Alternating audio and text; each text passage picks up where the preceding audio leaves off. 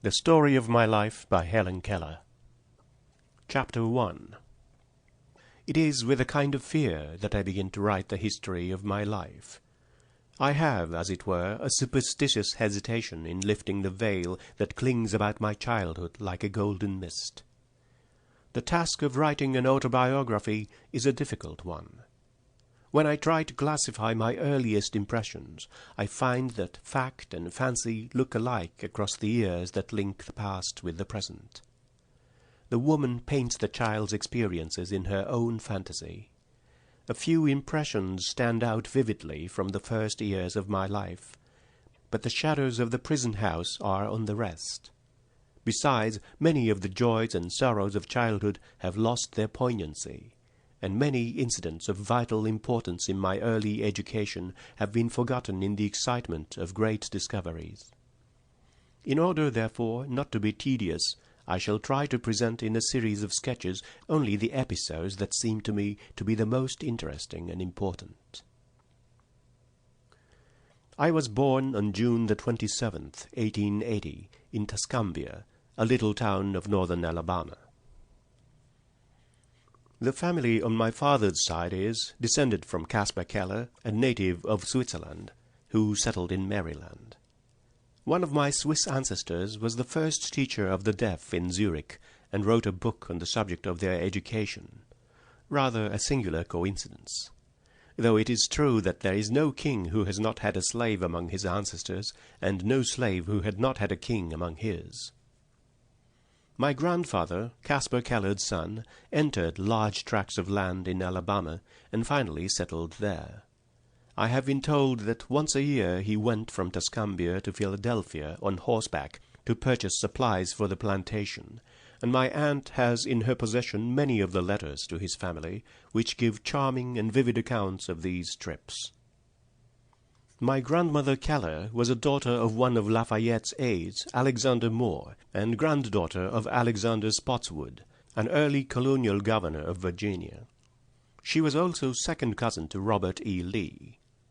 My father, Arthur H. Keller, was a captain in the Confederate Army, and my mother, Kate Adams, was his second wife and many years younger. Her grandfather, Benjamin Adams, married Susanna E. Goodhue, and lived in Newbury, Massachusetts, for many years. Their son, Charles Adams, was born in Newburyport, Massachusetts, and moved to Helena, Arkansas. When the Civil War broke out, he fought on the side of the South and became a brigadier general. He married Lucy Helen Everett, who belonged to the same family of Everetts as Edward Everett and Dr. Edward Everett Hale. After the war was over, the family moved to Memphis, Tennessee. I lived, up to the time of the illness that deprived me of my sight and hearing, in a tiny house consisting of a large square room and a small one, in which the servants slept. It is a custom in the South to build a small house near the homestead as an annex to be used on occasion. Such a house my father built after the Civil War, and when he married my mother they went to live in it. It was completely covered with vines, climbing roses, and honeysuckles. From the garden it looked like an arbor. The little porch was hidden from view by a screen of yellow roses and southern smilax. It was a favorite haunt of hummingbirds and bees. The Keller homestead, where the family lived, was a few steps from our little rose bower.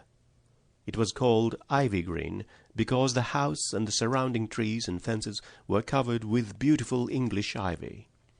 Its old-fashioned garden was the paradise of my childhood. Even in the days before my teacher came, I used to feel along the square, stiff boxwood hedges, and, guided by the sense of smell, would find the first violets and lilies. There, too, after a fit of temper, I went to find comfort and to hide my hot face in the cool leaves and grass. What joy it was to lose myself in that garden of flowers, to wander happily from spot to spot, until, coming suddenly upon a beautiful vine, I recognized it by its leaves and blossoms, and knew it was the vine which covered the tumble-down summer-house at the farther end of the garden. Here, also, were trailing clematis, drooping jessamine, and some rare sweet flowers called butterfly lilies, because their fragile petals resemble butterflies' wings. But the roses, they were loveliest of all. Never have I found in the greenhouses of the north such heart-satisfying roses as the climbing roses of my southern home.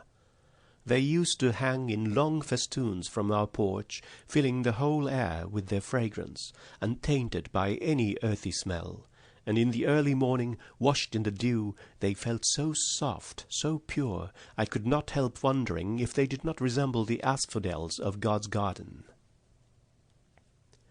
The beginning of my life was simple, and much like every other little life.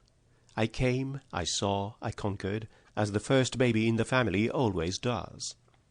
There was the usual amount of discussion as to a name for me. The first baby in the family was not to be lightly named. Everyone was emphatic about that. My father suggested the name of Mildred Campbell, an ancestor whom he highly esteemed, and he declined to take any further part in the discussion. My mother solved the problem by giving it as her wish that I should be called after her mother, whose maiden name was Helen Everett. But in the excitement of carrying me to church, my father lost the name on the way, very naturally, since it was one in which he had declined to have a part. When the minister asked him for it, he just remembered that it had been decided to call me after my grandmother, and he gave her name as Helen Adams. I am told that while I was still in long dresses, I showed many signs of an eager, self-asserting disposition. Everything that I saw other people do, I insisted upon imitating. At 6 months I could pipe out, "Howdy," and one day I attracted everyone's attention by saying, "Tea, tea, tea," quite plainly. Even after my illness, I remembered one of the words I had learned in these early months. It was the word water, and I continued to make some sound for that word after all other speech was lost. I ceased making the sound wawa only when I learned to spell the word. They tell me I walked the day I was a year old. My mother had just taken me out of the bathtub and was holding me in her lap, when I was suddenly attracted by the flickering shadows of leaves that danced in the sunlight on the smooth floor.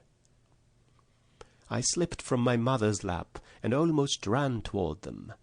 The impulse gone, I fell down and cried for her to take me up in her arms. These happy days did not last long. One brief spring, musical with the song of robin and mockingbird, one summer rich in fruit and roses, one autumn of gold and crimson sped by and left their gifts at the feet of an eager, delighted child. Then, in the dreary month of February, came the illness, which closed my eyes and ears and plunged me into the unconsciousness of a newborn baby. They called it acute congestion of the stomach and brain. The doctor thought I could not live. Early one morning, however, the fever left me as suddenly and mysteriously as it had come. There was great rejoicing in the family that morning, but no one, not even the doctor, knew that I should never see or hear again. I fancy I still have confused recollections of that illness. I especially remember the tenderness with which my mother tried to soothe me in my waking hours of fret and pain, and the agony and bewilderment with which I awoke after a tossing half-sleep, and turned my eyes so dry and hot to the wall, away from the once-loved light, which came to me dim and yet more dim each day. But except for these fleeting memories, if indeed they be memories, it all seems very unreal, like a nightmare. Gradually I got used to the silence and darkness that surrounded me, and forgot that it had ever been different, until she came, my teacher, who was to set my spirit free. But during the first 19 months of my life I had caught glimpses of broad green fields, a luminous sky, trees and flowers which the darkness that followed could not wholly blot out. If we have once seen, the day is ours, and what the day has shown. Chapter 2. I cannot recall what happened during the first months after my illness. I only know that I sat in my mother's lap, or clung to her dress as she went about her household duties. My hands felt every object and observed every motion, and in this way I learned to know many things. Soon I felt the need of some communication with others, and began to make crude signs. A shake of the head meant no, and a nod yes. A pull meant come, and a push go. Was it bread that I wanted? Then I would imitate the acts of cutting the slices and buttering them. If I wanted my mother to make ice cream for dinner, I made the sign for working the freezer and shivered, indicating cold. My mother, moreover, succeeded in making me understand a good deal. I always knew when she wished me to bring her something, and I would run upstairs or anywhere else she indicated. Indeed, I owe to her loving wisdom all that was bright and good in my long night. I understood a good deal of what was going on about me. At 5 I learned to fold and put away the clean clothes when they were brought in from the laundry, and I distinguished my own from the rest. I knew by the way my mother and aunt dressed when they were going out, and I invariably begged to go with them. I was always sent for when there was company, and when the guests took their leave, I waved my hand to them, I think with a vague remembrance of the meaning of the gesture. One day some gentlemen called on my mother, and I felt the shutting of the front door and other sounds that indicated their arrival.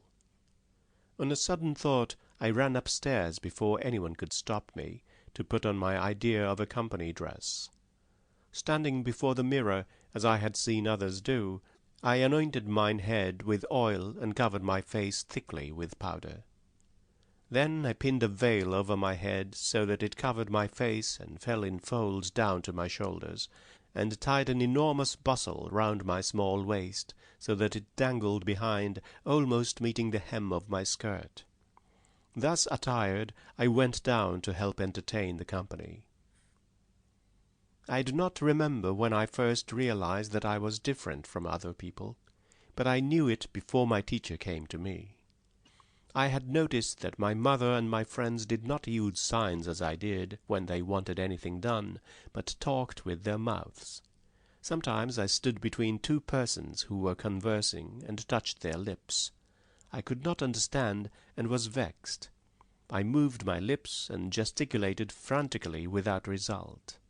This made me so angry at times that I kicked and screamed until I was exhausted. I think I knew when I was naughty, for I knew that it hurt Ella, my nurse, to kick her, and when my fit of temper was over, I had a feeling akin to regret. But I cannot remember any instance in which this feeling prevented me from repeating the naughtiness when I failed to get what I wanted. In those days a little colored girl, Martha Washington, the child of our cook, and Belle, an old setter and a great hunter in her day, were my constant companions. Martha Washington understood my signs, and I seldom had any difficulty in making her do just as I wished.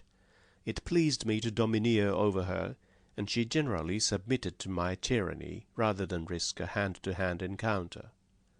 I was strong, active, indifferent to consequences. I knew my own mind well enough, and always had my own way, even if I had to fight tooth and nail for it. We spent a great deal of time in the kitchen, kneading dough balls, helping make ice cream, grinding coffee, quarrelling over the cake bowl, and feeding the hens and turkeys that swarmed about the kitchen steps. Many of them were so tame that they would eat from my hand and let me feel them. One big gobbler snatched a tomato from me one day and ran away with it. Inspired, perhaps, by Master Gobbler's success, we carried off to the woodpile a cake which the cook had just frosted, and ate every bit of it. I was quite ill afterward, and I wonder if retribution also overtook the turkey. The guinea fowl likes to hide her nest in out-of-the-way places, and it was one of my greatest delights to hunt for the eggs in the long grass. I could not tell Martha Washington when I wanted to go egg-hunting, but I would double my hands and put them on the ground, which meant something round in the grass, and Martha always understood. When we were fortunate enough to find a nest, I never allowed her to carry the eggs home, making her understand by emphatic signs that she might fall and break them. The sheds where the corn was stored, the stable where the horses were kept, and the yard where the cows were milked morning and evening were unfailing sources of interest to Martha and me. The milkers would let me keep my hands on the cows while they milked, and I often got well switched by the cows for my curiosity. The making ready for Christmas was always a delight to me. Of course, I did not know what it was all about, but I enjoyed the pleasant odors that filled the house and the tidbits that were given to Martha Washington and me to keep us quiet. We were sadly in the way, but that did not interfere with our pleasure in the least. They allowed us to grind the spices, pick over the raisins, and lick the stirring spoons. I hung my stocking because the others did. I cannot remember, however, that the ceremony interested me especially, nor did my curiosity cause me to wake before daylight to look for my gifts. Martha Washington had as great a love of mischief as I. 2 little children were seated on the veranda steps one hot July afternoon. One was black as ebony, with little bunches of fuzzy hair tied with shoestrings sticking out all over her head like corkscrews. The other was white, with long golden curls. One child was 6 years old, the other 2 or 3 years older. The younger child was blind, that was I, and the other was Martha Washington. We were busy cutting out paper dolls, but we soon wearied of this amusement, and after cutting up our shoestrings and clipping all the leaves off the honeysuckle that were within reach, I turned my attention to Martha's corkscrews. She objected at first, but finally submitted. Thinking that turn and turn about is fair play, she seized the scissors and cut off one of my curls, and would have cut them all off but for my mother's timely interference. Belle, our dog, my other companion, was old and lazy, and liked to sleep by the open fire rather than to romp with me. I tried hard to teach her my sign language, but she was dull and inattentive. She sometimes started and quivered with excitement. Then she became perfectly rigid, as dogs do when they point a bird. I did not then know why Belle acted in this way, but I knew she was not doing as I wished. This vexed me, and the lesson always ended in a one-sided boxing match. Belle would get up, stretch herself lazily, give 1 or 2 contemptuous sniffs, go to the opposite side of the hearth, and lie down again, and I, wearied and disappointed, went off in search of Martha. Many incidents of these early years are fixed in my memory, isolated, but clear and distinct, making the sense of that silent, aimless, dayless life all the more intense. One day I happened to spill water on my apron, and I spread it out to dry before the fire which was flickering on the sitting-room hearth. The apron did not dry quickly enough to suit me, so I drew nearer and threw it right over the hot ashes. The fire leapt into life, the flames encircled me so that in a moment my clothes were blazing. I made a terrified noise that brought Vinny, my old nurse, to the rescue. Throwing a blanket over me, she almost suffocated me, but she put out the fire. Except for my hands and hair, I was not badly burned. About this time I found out the use of a key. One morning I locked my mother up in the pantry, where she was obliged to remain 3 hours, as the servants were in a detached part of the house. She kept pounding on the door, while I sat outside on the porch steps and laughed with glee as I felt the jar of the pounding. This most naughty prank of mine convinced my parents that I must be taught as soon as possible. After my teacher, Miss Sullivan, came to me, I sought an early opportunity to lock her in her room. I went upstairs with something which my mother made me understand I was to give to Miss Sullivan, but no sooner had I given it to her than I slammed the door to, locked it, and hid the key under the wardrobe in the hall. I could not be induced to tell where the key was. My father was obliged to get the ladder and take Miss Sullivan out through the window, much to my delight. Months after, I produced the key. When I was about 5 years old, we moved from the little vine-covered house to a large new one. The family consisted of my father and mother, 2 older half-brothers, and afterward a little sister, Mildred. My earliest distinct recollection of my father is making my way through great drifts of newspapers to his side and finding him alone, holding a sheet of paper before his face. I was greatly puzzled to know what he was doing. I imitated this action, even wearing his spectacles, thinking they might help solve the mystery. But I did not find out the secret for several years. Then I learned what those papers were, and that my father edited one of them. My father was most loving and indulgent, devoted to his home, seldom leaving us, except in the hunting season. He was a great hunter, I have been told, and a celebrated shot. Next to his family, he loved his dogs and gun. His hospitality was great, almost to a fault, and he seldom came home without bringing a guest.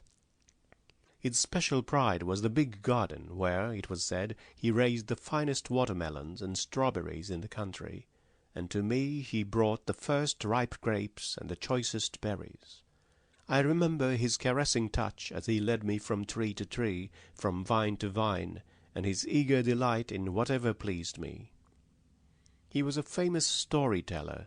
After I had acquired language, he used to spell clumsily into my hand his cleverest anecdotes, and nothing pleased him more than to have me repeat them at an opportune moment. I was in the north, enjoying the last beautiful days of the summer of 1896, when I heard the news of my father's death. He had had a short illness, there had been a brief time of acute suffering, then all was over. This was my first great sorrow, my first personal experience with death. How shall I write of my mother? She's so near to me that it almost seems indelicate to speak of her. For a long time I regarded my little sister as an intruder. I knew that I had ceased to be my mother's only darling, and the thought filled me with jealousy. She sat in my mother's lap constantly, where I used to sit, and seemed to take up all her care and time. One day something happened which seemed to me to be adding insult to injury. At that time I had a much-petted, much-abused doll, which I afterward named Nancy. She was, alas, the helpless victim of my outbursts of temper and of affection, so that she became much the worse for wear. I had dolls which talked and cried and opened and shut their eyes, yet I never loved one of them as I loved poor Nancy. She had a cradle, and I often spent an hour or more rocking her. I guarded both doll and cradle with the most jealous care, but once I discovered my little sister sleeping peacefully in the cradle. At this presumption on the part of one to whom as yet no tie of love bound me, I grew angry. I rushed upon the cradle and overturned it, and the baby might have been killed had my mother not caught her as she fell. Thus it is that when we walk in the valley of twofold solitude, we know little of the tender affections that grow out of endearing words and actions and companionship. But afterward, when I was restored to my human heritage, Mildred and I grew into each other's hearts, so that we were content to go hand in hand wherever caprice led us, although she could not understand my finger language, nor I her childish prattle. Chapter 3. Meanwhile, the desire to express myself grew. The few signs I used became less and less adequate, and my failures to make myself understood were invariably followed by outbursts of passion. I felt as if invisible hands were holding me, and I made frantic efforts to free myself. I struggled, not that struggling helped matters, but the spirit of resistance was strong within me. I generally broke down in tears and physical exhaustion. If my mother happened to be near, I crept into her arms, too miserable even to remember the cause of the tempest. After a while, the need of some means of communication became so urgent that these outbursts occurred daily, sometimes hourly. My parents were deeply grieved and perplexed. We lived a long way from any school for the blind or the deaf, and it seemed unlikely that anyone would come to such an out-of-the-way place as Tuscumbia to teach a child who was both deaf and blind. Indeed, my friends and relatives sometimes doubted whether I could be taught. My mother's only ray of hope came from Dickens' American Notes. She had read his account of Laura Bridgman, and remembered vaguely that she was deaf and blind, yet had been educated. But she also remembered with a hopeless pang that Dr. Howe, who had discovered the way to teach the deaf and blind, had been dead many years. His methods had probably died with him, and if they had not, how was a little girl in a far-off town in Alabama to receive the benefit of them? When I was about 6 years old, my father heard of an eminent oculist in Baltimore, who had been successful in many cases that had seemed hopeless. My parents at once determined to take me to Baltimore to see if anything could be done for my eyes. The journey, which I remember well, was very pleasant.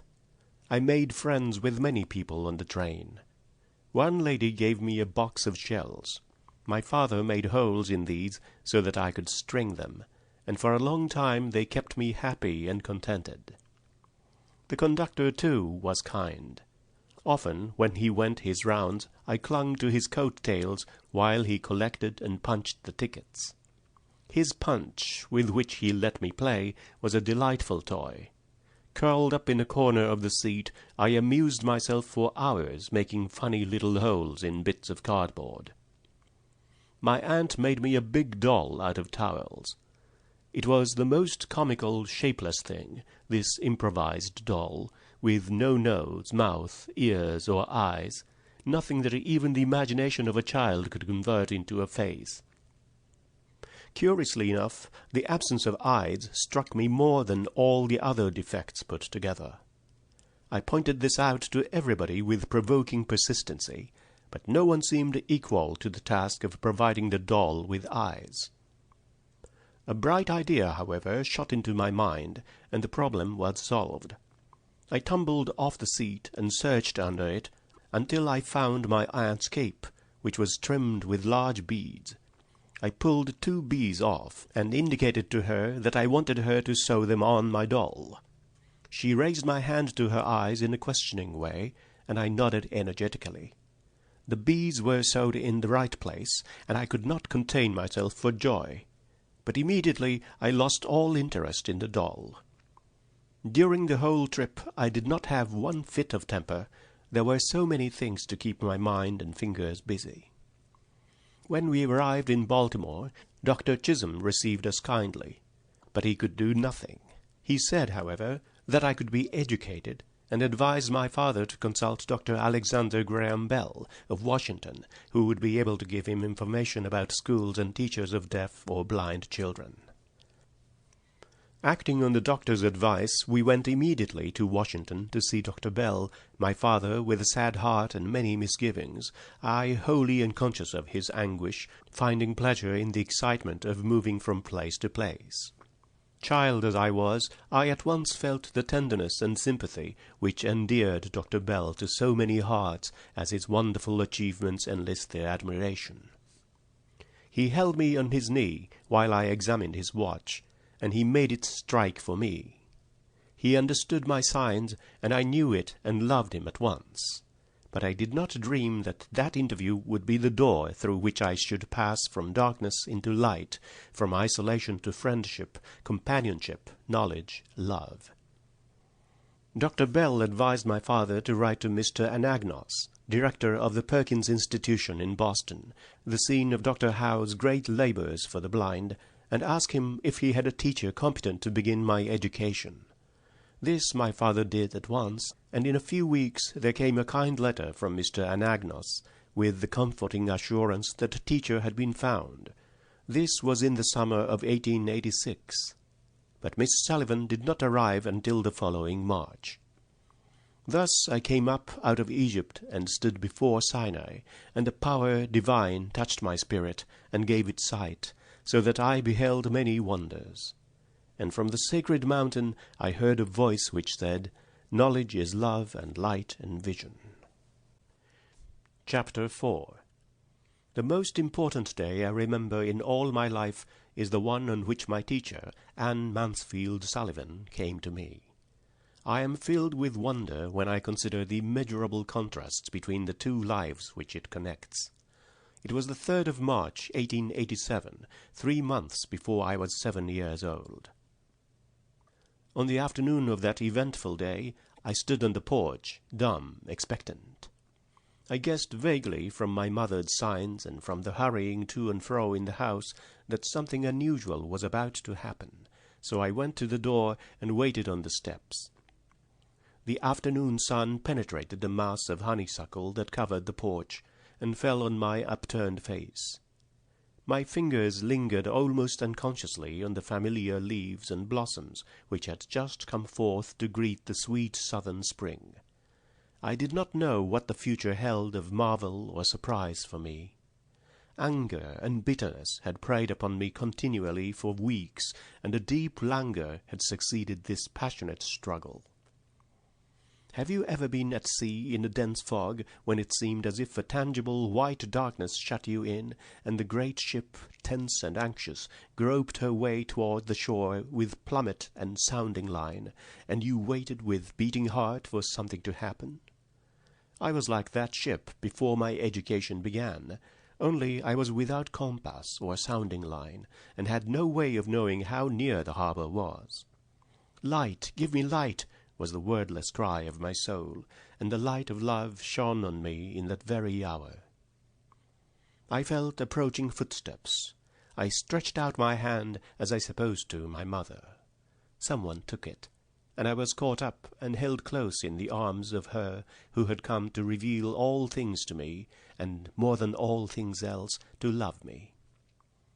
The morning after my teacher came, she led me into her room and gave me a doll. The little blind children at the Perkins Institution had sent it, and Laura Bridgman had dressed it, but I did not know this until afterward. When I had played with it a little while, Miss Sullivan slowly spelled into my hand the word D-O-L-L. I was at once interested in this finger play, and tried to imitate it. When I finally succeeded in making the letters correctly, I was flushed with childish pleasure and pride. Running downstairs to my mother, I held up my hand and made the letters for doll. I did not know that I was spelling a word or even that words existed. I was simply making my fingers go in monkey-like imitation. In the days that followed, I learned to spell in this uncomprehending way a great many words, among them pin, hat, cup, and a few verbs like sit, stand, and walk. But my teacher had been with me several weeks before I understood that everything has a name. One day, while I was playing with my new doll, Miss Sullivan put my big rag doll into my lap also, spelled D-O-L-L, and tried to make me understand that D-O-L-L applied to both. Earlier in the day, we had had a tussle over the words M-U-G and W-A-T-E-R. Miss Sullivan had tried to impress upon me that M-U-G is mug, and that W-A-T-E-R is water, but I persisted in confounding the two. In despair, she had dropped the subject for the time, only to renew it at the first opportunity. I became impatient at her repeated attempts, and, seizing the new doll, I dashed it upon the floor. I was keenly delighted when I felt the fragments of the broken doll at my feet. Neither sorrow nor regret followed my passionate outburst. I had not loved the doll. In the still, dark world in which I lived, there was no strong sentiment or tenderness. I felt my teacher sweep the fragments to one side of the hearth, and I had a sense of satisfaction that the cause of my discomfort was removed. She brought me my hat, and I knew I was going out into the warm sunshine. This thought, if a wordless sensation may be called a thought, made me hop and skip with pleasure. We walked down the path to the well-house, attracted by the fragrance of the honeysuckle with which it was covered. Someone was drawing water, and my teacher placed my hand under the spout. As the cool stream gushed over one hand, she spelled into the other the word water, first slowly, then rapidly. I stood still, my whole attention fixed upon the motions of her fingers. Suddenly, I felt a misty consciousness as of something forgotten, a thrill of returning thought, and somehow the mystery of language was revealed to me. I knew then that water meant the wonderful cool something that was flowing over my hand. That living word awakened my soul, gave it light, hope, joy, set it free. There were barriers still, it is true, but barriers that could in time be swept away.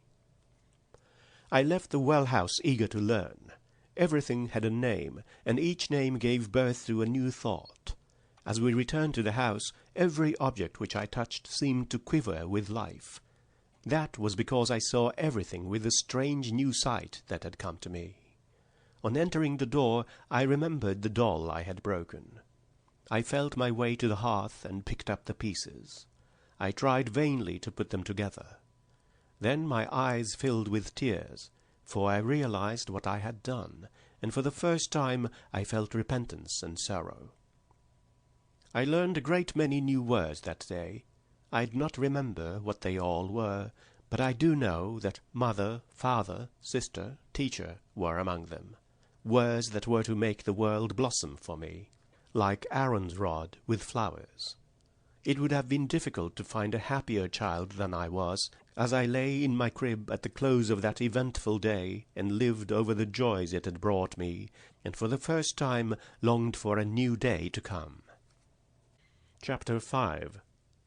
I recall many incidents of the summer of 1887 that followed my soul's sudden awakening. I did nothing but explore with my hands and learn the name of every object that I touched, and the more I handled things and learned their names and uses, the more joyous and confident grew my sense of kinship with the rest of the world.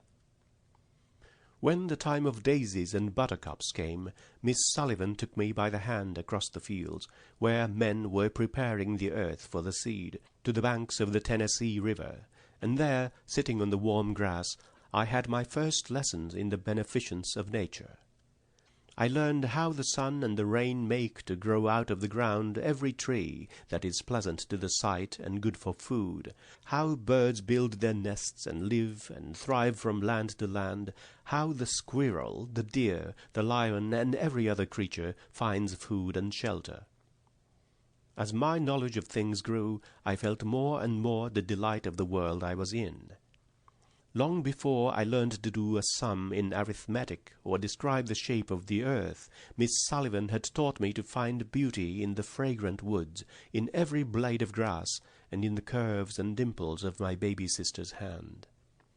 She linked my earliest thoughts with nature, and made me feel that birds and flowers and I were happy peers. But about this time I had an experience which taught me that nature is not always kind. One day my teacher and I were returning from a long ramble. The morning had been fine, but it was growing warm and sultry when at last we turned our faces homeward. 2 or 3 times we stopped to rest under a tree by the wayside. Our last halt was under a wild cherry tree a short distance from the house. The shade was grateful, and the tree was so easy to climb that with my teacher's assistance I was able to scramble to a seat in the branches.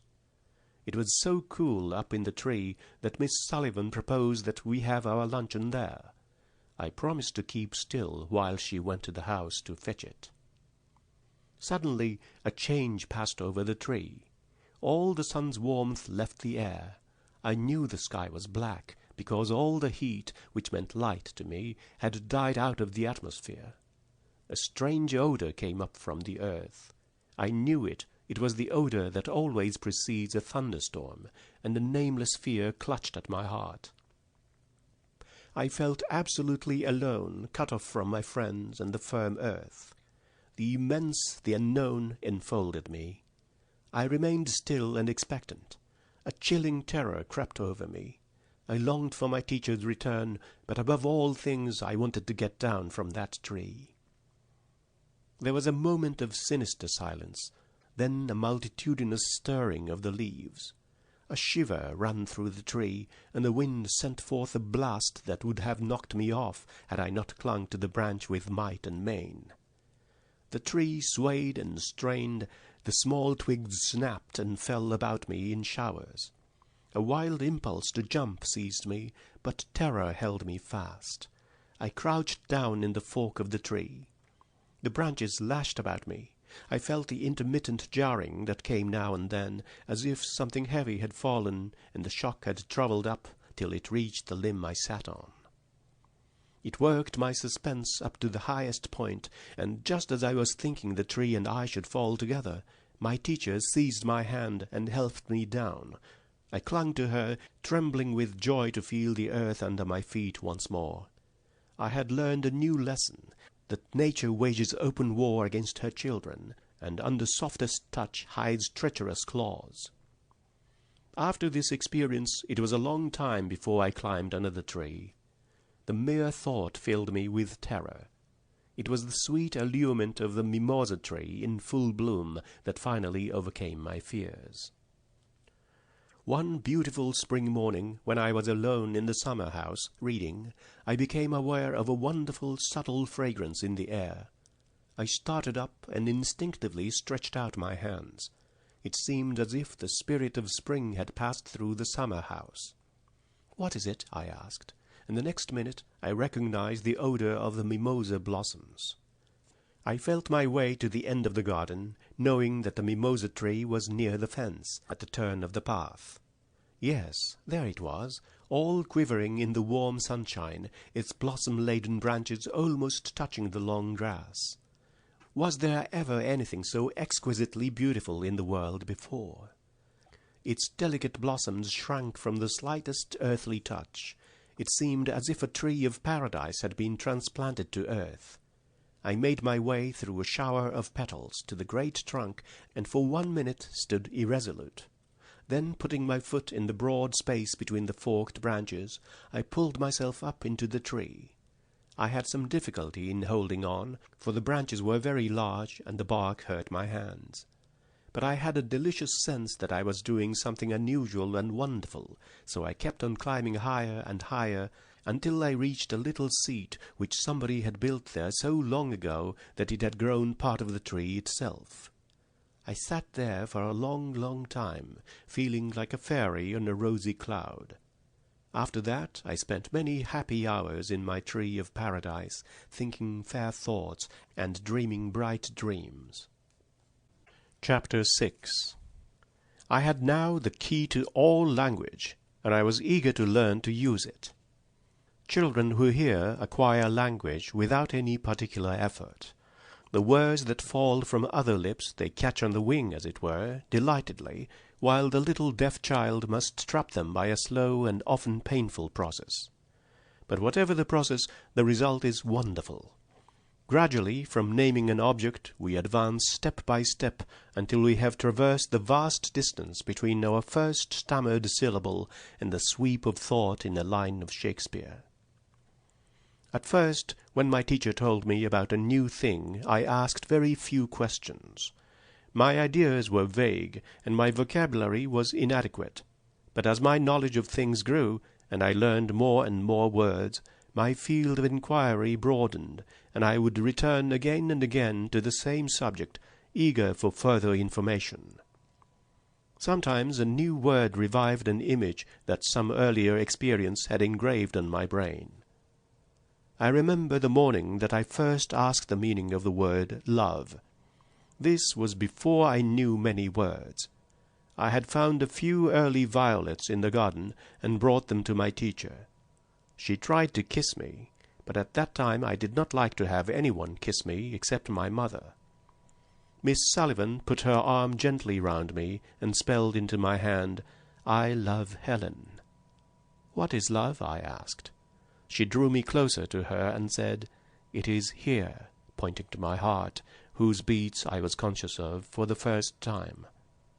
Her words puzzled me very much, because I did not then understand anything unless I touched it. I smelt the violet in her hand and asked, half in words, half in signs, a question which meant, "Is love the sweetness of flowers?"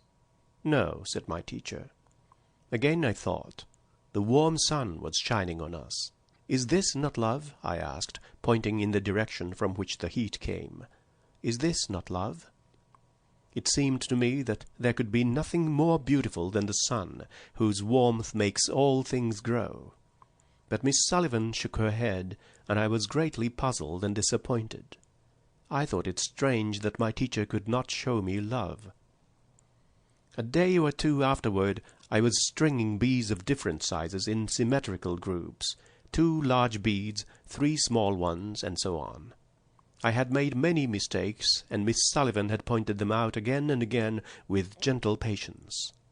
Finally, I noticed a very obvious error in the sequence, and for an instant I concentrated my attention on the lesson, and tried to think how I should have arranged the beads.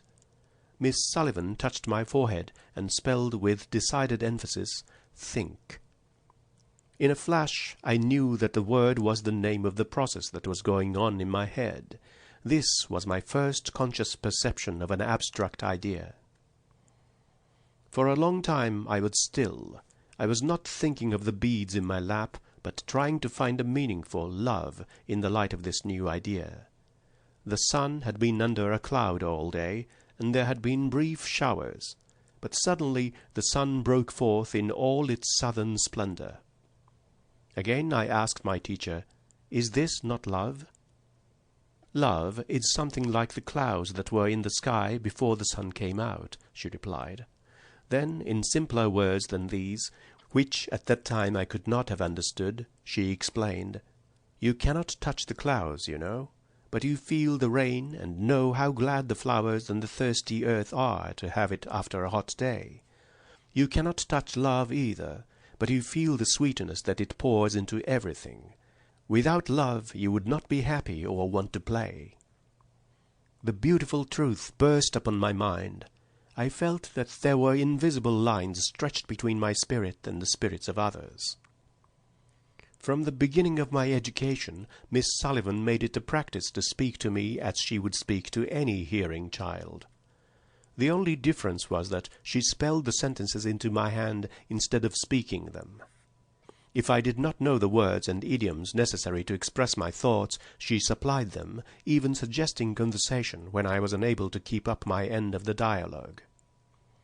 This process was continued for several years. For the deaf child does not learn in a month, or even in 2 or 3 years, the numberless idioms and expressions used in the simplest daily intercourse. The little hearing child learns these from constant repetition and imitation. The conversation he hears in his home stimulates his mind and suggests topics and calls forth the spontaneous expression of his own thoughts. This natural exchange of ideas is denied to the deaf child. My teacher, realizing this, determined to supply the kinds of stimulus I lacked. This she did by repeating to me as far as possible verbatim what she heard, and by showing me how I could take part in the conversation. But it was a long time before I ventured to take the initiative, and still longer before I could find something appropriate to say at the right time. The deaf and the blind find it very difficult to acquire the amenities of conversation. How much more this difficulty must be augmented in the case of those who are both deaf and blind. They cannot distinguish the tone of the voice, or, without assistance, go up and down the gamut of tones that give significance to words, nor can they watch the expression of the speaker's face, and the look is often the very soul of what one says. Chapter 7. The next important step in my education was learning to read. As soon as I could spell a few words, my teacher gave me slips of cardboard on which were printed words in raised letters. I quickly learned that each printed word stood for an object, an act, or a quality. I had a frame in which I could arrange the words in little sentences. But before I ever put sentences in the frame, I used to make them in objects. I found the slips of paper which represented, for example, doll, is, on, bed, and placed each name on its object. Then I put my doll on the bed with the words is, on, bed arranged beside the doll, thus making a sentence of the words, and at the same time carrying out the idea of the sentence with the things themselves. One day, Miss Sullivan tells me, I pinned the word girl on my pinafore and stood in the wardrobe.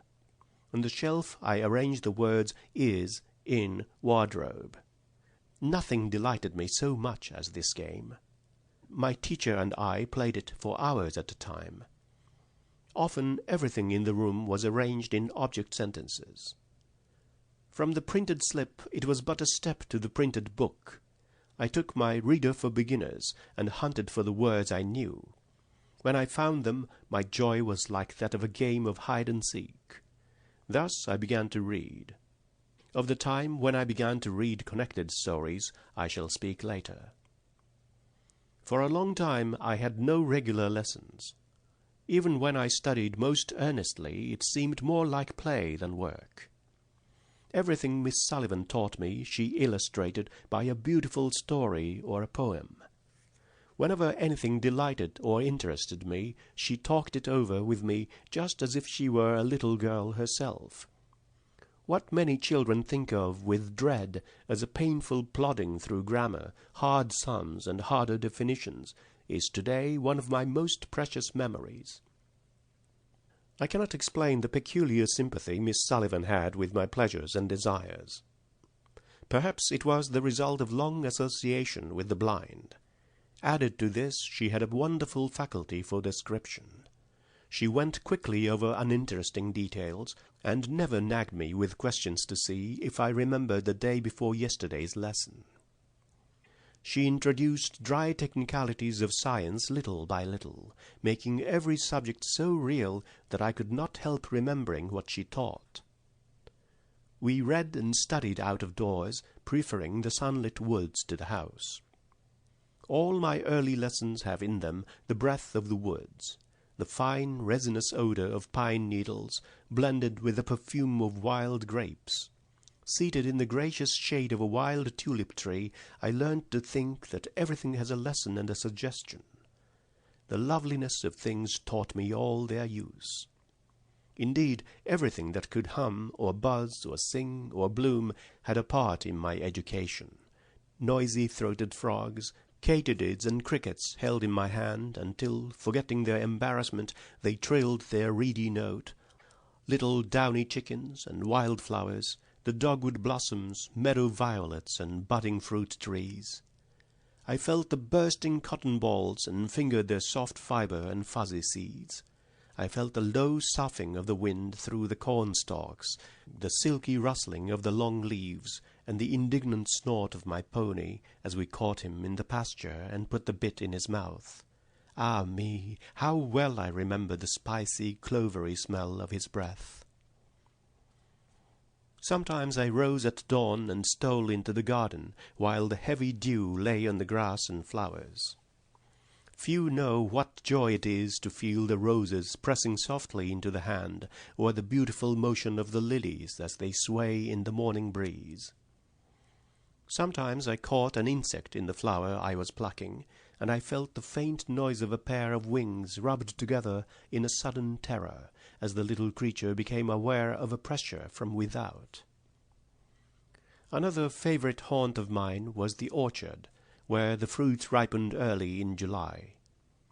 The large downy peaches would reach themselves into my hand, and as the joyous breezes flew about the trees, the apples tumbled at my feet. Oh, the delight with which I gathered up the fruit in my pinafore, pressed my face against the smooth cheeks of the apples, still warm from the sun, and skipped back to the house. Our favourite walk was to Keller's Landing, an old tumble-down lumber wharf on the Tennessee River, used during the Civil War to land soldiers. There we spent many happy hours and played at learning geography.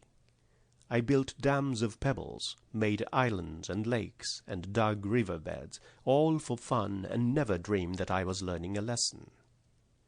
I listened with increasing wonder to Miss Sullivan's descriptions of the great round world with its burning mountains, buried cities, moving rivers of ice, and many other things as strange. She made raised maps in clay so that I could feel the mountain ridges and valleys and follow with my fingers the devious course of rivers. I liked this too, but the division of the earth into zones and poles confused and teased my mind. The illustrative strings and the orange stick representing the poles seemed so real that even to this day the mere mention of temperature zone suggests a series of twined circles, and I believe that if anyone should set about it, he could convince me that white bears actually climbed the North Pole. Arithmetic seems to have been the only study I did not like. From the first, I was not interested in the science of numbers. Miss Sullivan tried to teach me to count by stringing beads in groups, and by arranging kindergarten straws I learned to add and subtract. I never had patience to arrange more than 5 or 6 groups at a time. When I had accomplished this, my conscience was at rest for the day, and I went out quickly to find my playmates. In this same leisurely manner I studied zoology and botany. Once a gentleman, whose name I have forgotten, sent me a collection of fossils, tiny mollusk shells beautifully marked, and bits of sandstone with the print of birds' claws, and a lovely fern in bas-relief. These were the keys which unlocked the treasures of the antediluvian world for me. With trembling fingers I listened to Miss Sullivan's descriptions of the terrible beasts with uncouth, unpronounceable names, which once went tramping through the primeval forests, tearing down the branches of gigantic trees for food, and died in the dismal swamps of an unknown age. For a long time these strange creatures haunted my dreams, and this gloomy period formed a sombre background to the joyous now, filled with sunshine and roses, and echoing with the gentle beat of my pony's hoof. Another time a beautiful shell was given me, and with a child's surprise and delight I learned how a tiny mollusk had built the lustrous coil for his dwelling place, and how, on still nights, when there is no breeze stirring the waves, the Nautilus sails on the blue waters of the Indian Ocean in its ship of pearl. After I had learned a great many interesting things about the life and habits of the children of the sea, how in the midst of dashing waves the little polyps build the beautiful coral isles of the Pacific, and the foraminifera have made the chalk hills of many a land, my teacher read me The Chambered Nautilus, and showed me that the shell-building process of the mollusks is symbolical of the development of the mind.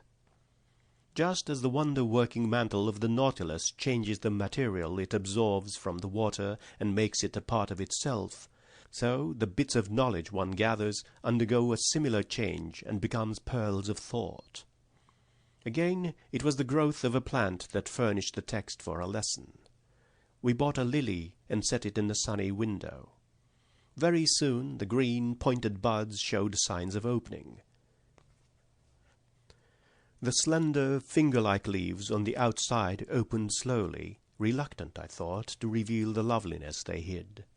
Once having made a start, however, the opening process went on rapidly, but in order and systematically. There was always one bud larger and more beautiful than the rest, which pushed her outer covering back with more pomp, as if the beauty in soft, silky robes knew that she was the lily queen by right divine, while her more timid sisters doffed their green hoods shyly, until the whole plant was one nodding bough of loveliness and fragrance. Once there were 11 tadpoles in a glass globe set in a window full of plants. I remember the eagerness with which I made discoveries about them. It was great fun to plunge my hand into the bowl and feel the tadpoles frisk about, and to let them slip and slide between my fingers. One day a more ambitious fellow leapt beyond the edge of the bowl and fell on the floor, where I found him to all appearance more dead than alive. The only sign of life was a slight wriggling of his tail. But no sooner had he returned to his element than he darted to the bottom, swimming round and round in joyous activity. He had made his leap, he had seen the great world, and was content to stay in his pretty glass house under the big fuchsia tree until he attained the dignity of froghood. Then he went to live in the leafy pool at the end of the garden, where he made the summer nights musical with his quaint love-song. Thus I learned from life itself. At the beginning I was only a little mass of possibilities. It was my teacher who unfolded and developed them. when she came, everything about me breathed of love and joy and was full of meaning. She has never since let pass an opportunity to point out the beauty that is in everything, nor has she ceased trying in thought and action an example to make my life sweet and useful. It was my teacher's genius, her quick sympathy, her loving tact, which made the first years of my education so beautiful. It was because she seized the right moment to impart knowledge that made it so pleasant and acceptable to me.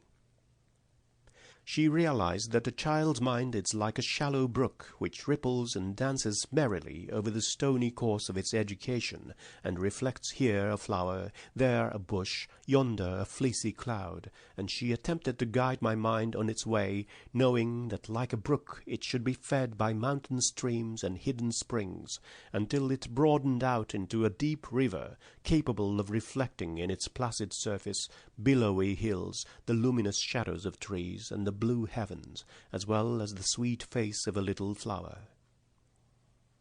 Any teacher can take a child to the classroom, but not every teacher can make him learn.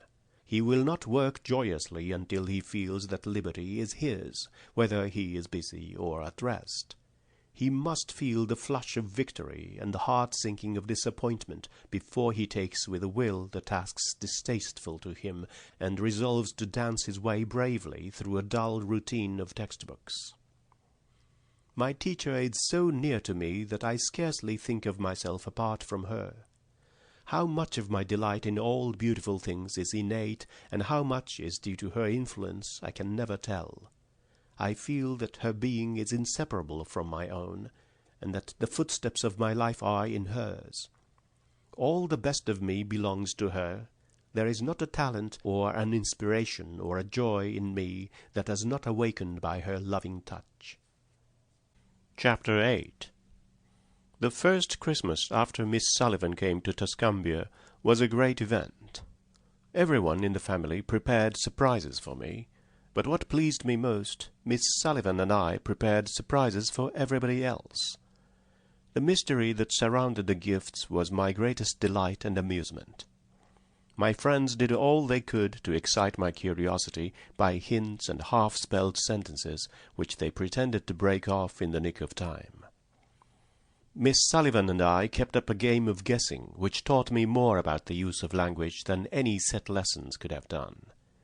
Every evening, seated round a glowing wood fire, we played our guessing game, which grew more and more exciting as Christmas approached. On Christmas Eve, the Tuscumbia school children had their tree, to which they invited me. In the center of the schoolroom stood a beautiful tree, ablaze and shimmering in the soft light, its branches loaded with strange, wonderful fruit. It was a moment of supreme happiness. I danced and capered round the tree in an ecstasy. When I learned that there was a gift for each child, I was delighted, and the kind people who had prepared the tree permitted me to hand the presents to the children. In the pleasure of doing this, I did not stop to look at my own gifts, but when I was ready for them, my impatience for the real Christmas to begin almost got beyond control. I know the gifts I already had were not those of which friends had thrown out such tantalizing hints, and my teacher said the presents I was to have would be even nicer than these. I was persuaded, however, to content myself with the gifts from the tree and leave the others until morning. That night, after I had hung my stocking, I lay awake a long time, pretending to be asleep and keeping alert to see what Santa Claus would do when he came. At last I fell asleep with a new doll and a white bear in my arms. Next morning it was I who waked the whole family with my first Merry Christmas. I found surprises, not in the stocking only, but on the table, on all the chairs, at the door, on the very window-sill. Indeed, I could hardly walk without stumbling on a bit of Christmas wrapped up in tissue paper. But when my teacher presented me with a canary, my cup of happiness overflowed. Little Tim was so tame that he would hop on my finger and eat candied cherries out of my hand. Miss Sullivan taught me to take all the care of my new pet. Every morning after breakfast I prepared his bath, made his cage clean and sweet, filled his cups with fresh seed and water from the well-house, and hung a spray of chickweed in his swing. One morning I left the cage on the window-seat while I went to fetch water for his bath. When I returned, I felt a big cat brush past me as I opened the door. At first I did not realize what had happened, but when I put my hand in the cage and Tim's pretty wings did not meet my touch, or his small pointed claws take hold of my finger, I knew that I should never see my sweet little singer again. Chapter 9. The next important event in my life was my visit to Boston in May 1888. As if it were yesterday, I remember the preparations, the departure with my teacher and my mother, the journey, and finally the arrival in Boston. How different this journey was from the one I had made to Baltimore 2 years before. I was no longer a restless, excitable little creature, requiring the attention of everybody on the train to keep me amused. I sat quietly beside Miss Sullivan, taking in with eager interest all that she told me about what she saw out of the car window. The beautiful Tennessee River, the great cotton fields, the hills and woods, and the crowds of laughing negroes at the stations, who waved to the people on the train and brought delicious candy and popcorn balls through the car. On the seat opposite me sat my big rag doll, Nancy, in a new gingham dress and a beruffled sunbonnet, looking at me out of 2 bead eyes. Sometimes, when I was not absorbed in Miss Sullivan's descriptions, I remembered Nancy's existence and took her up in my arms, but I generally calmed my conscience by making myself believe that she was asleep. As I shall not have occasion to refer to Nancy again, I wish to tell here a sad experience she had soon after our arrival in Boston. She was covered with dirt, the remains of mud pies I had compelled her to eat, although she had never shown any special liking for them. The laundress at the Perkins Institution secretly carried her off to give her a bath. This was too much for poor Nancy. When I next saw her, she was a formless heap of cotton, which I should not have recognized at all, except for the 2 bead eyes, which looked out at me reproachfully. When the train at last pulled into the station at Boston, it was as if a beautiful fairy tale had come true. The once upon a time was now, the far-away country was here. We had scarcely arrived at the Perkins Institution for the blind when I began to make friends with the little blind children. It delighted me inexpressibly to find that they knew the manual alphabet. What joy to talk with other children in my own language! Until then I had been like a foreigner speaking through an interpreter. In the school where Laura Bridgman was taught, I was in my own country. It took me some time to appreciate the fact that my new friends were blind. I knew I could not see, but it did not seem possible that all the eager, loving children who gathered round me and joined heartily in my frolics were also blind. I remember the surprise and the pain I felt as I noticed that they placed their hands over mine when I talked to them, and that they read books with their fingers.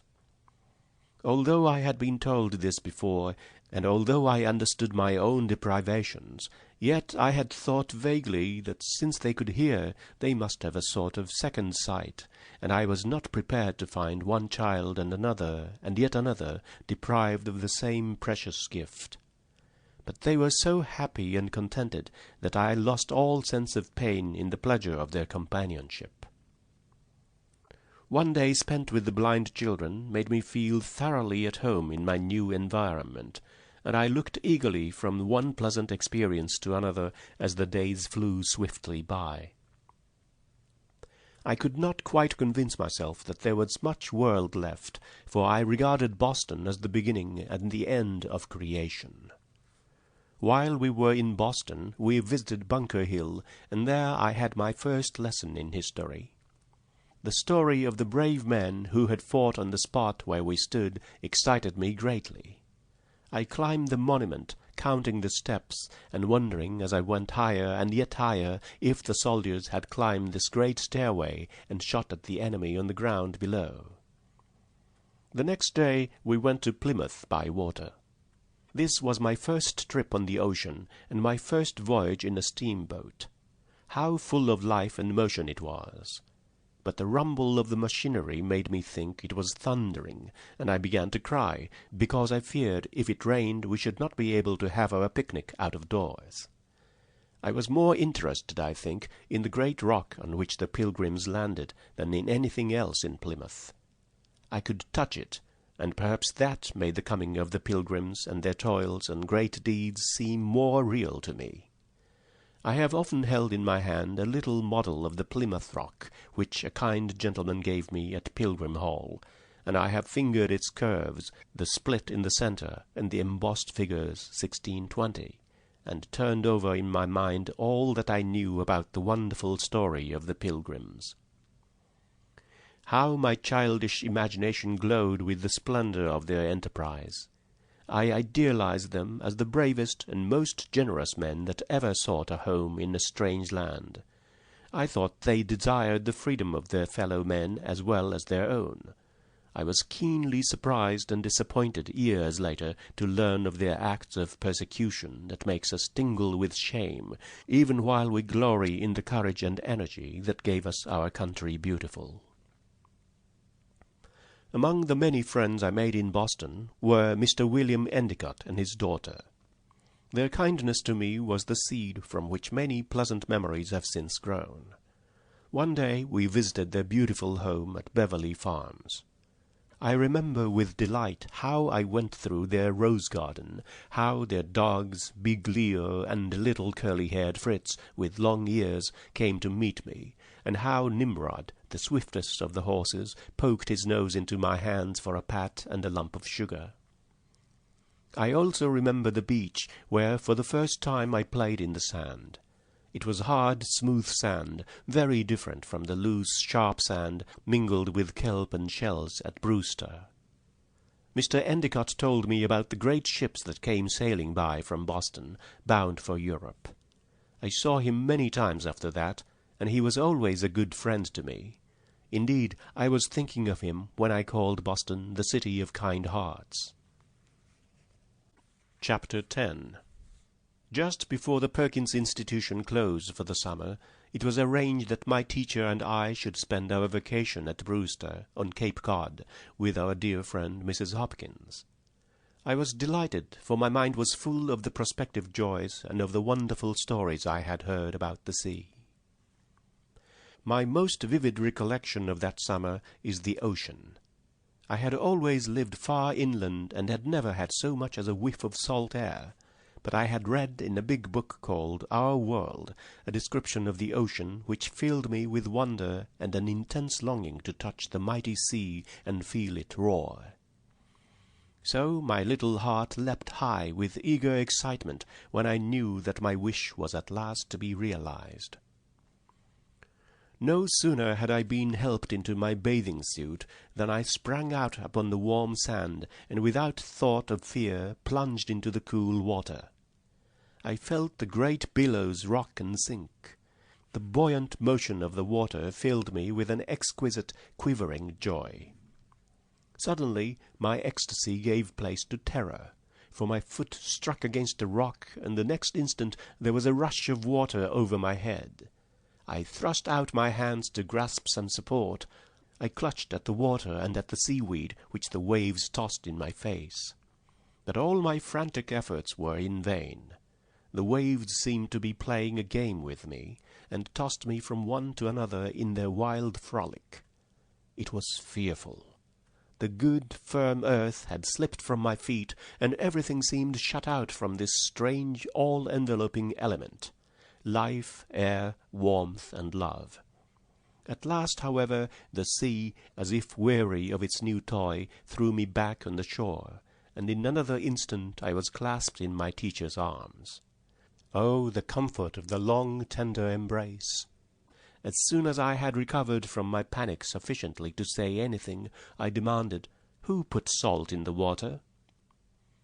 After I had recovered from my first experience in the water, I thought it great fun to sit on a big rock in my bathing suit and feel wave after wave dash against the rock, sending up a shower of spray which quite covered me. I felt the pebbles rattling as the waves threw their ponderous weight against the shore. The whole beach seemed racked by their terrific onset, and the air throbbed with their pulsations. The breakers would swoop back to gather themselves for a mightier leap, and I clung to the rock, tense, fascinated, as I felt the dash and roar of the rushing sea. I could never stay long enough on the shore. The tang of the untainted, fresh and free sea air was like a cool, quieting thought, and the shells and pebbles and the seaweed with tiny living creatures attached to it never lost their fascination for me. One day Miss Sullivan attracted my attention to a strange object which she had captured basking in the shallow water. It was a great horseshoe crab, the first one I had ever seen. I felt of him and thought it very strange that he should carry his house on his back.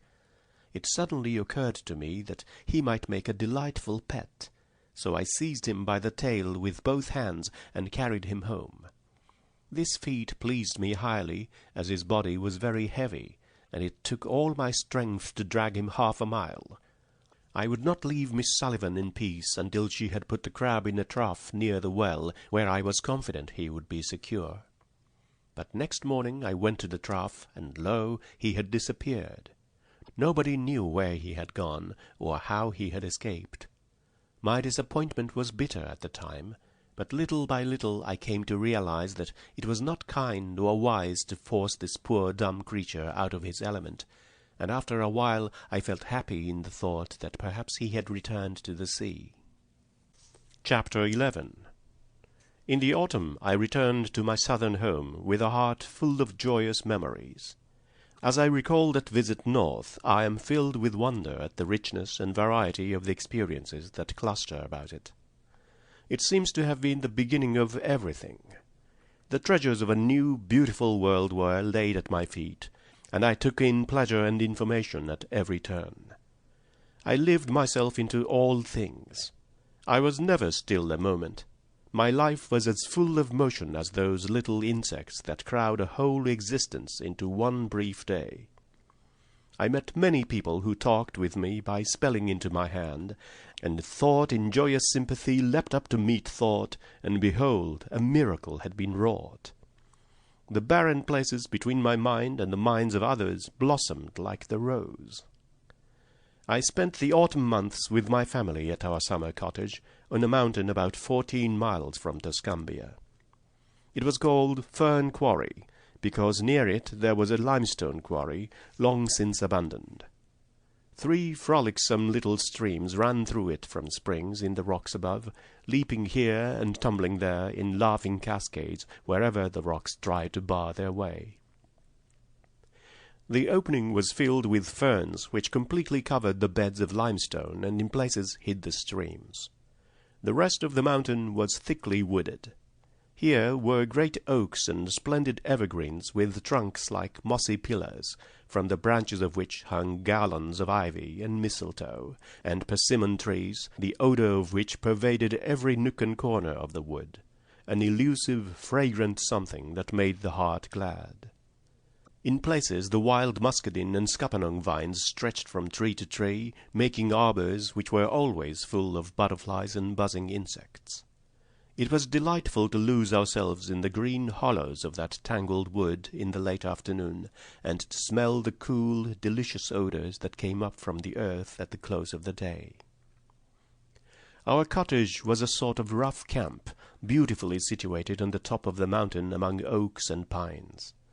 The small rooms were arranged on each side of a long open hall. Round the house was a wide piazza, where the mountain winds blew, sweet with all wood scents.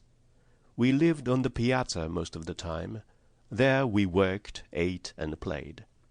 At the back door there was a great butternut tree, round which the steps had been built, and in front the trees stood so close that I could touch them and feel the wind shake their branches, or the leaves twirl downward in the autumn blast. Many visitors came to Fern Quarry. In the evening, by the campfire, the men played cards and whiled away the hours in talk and sport. They told stories of their wonderful feats with fowl, fish, and quadruped. How many wild ducks and turkeys they had shot, what savage trout they had caught, and how they had bagged the craftiest foxes, outwitted the most clever possums, and overtaken the fleetest deer, until I thought that surely the lion, the tiger, the bear, and the rest of the wild tribe would not be able to stand before these wily hunters. "Tomorrow to the chase," was their good-night shout, as the circle of merry friends broke up for the night. The men slept in the hall outside our door, and I could feel the deep breathing of the dogs and the hunters as they lay on their improvised beds. At dawn I was awakened by the smell of coffee, the rattling of guns, and the heavy footsteps of the men as they strode about, promising themselves the greatest luck of the season.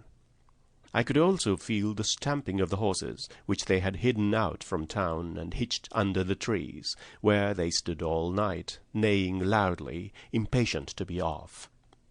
At last the men mounted, and as they say in the old songs, away went the steeds with bridles ringing and whips cracking and hounds racing ahead, and away went the champion hunters with hark and whoop and wild halloo.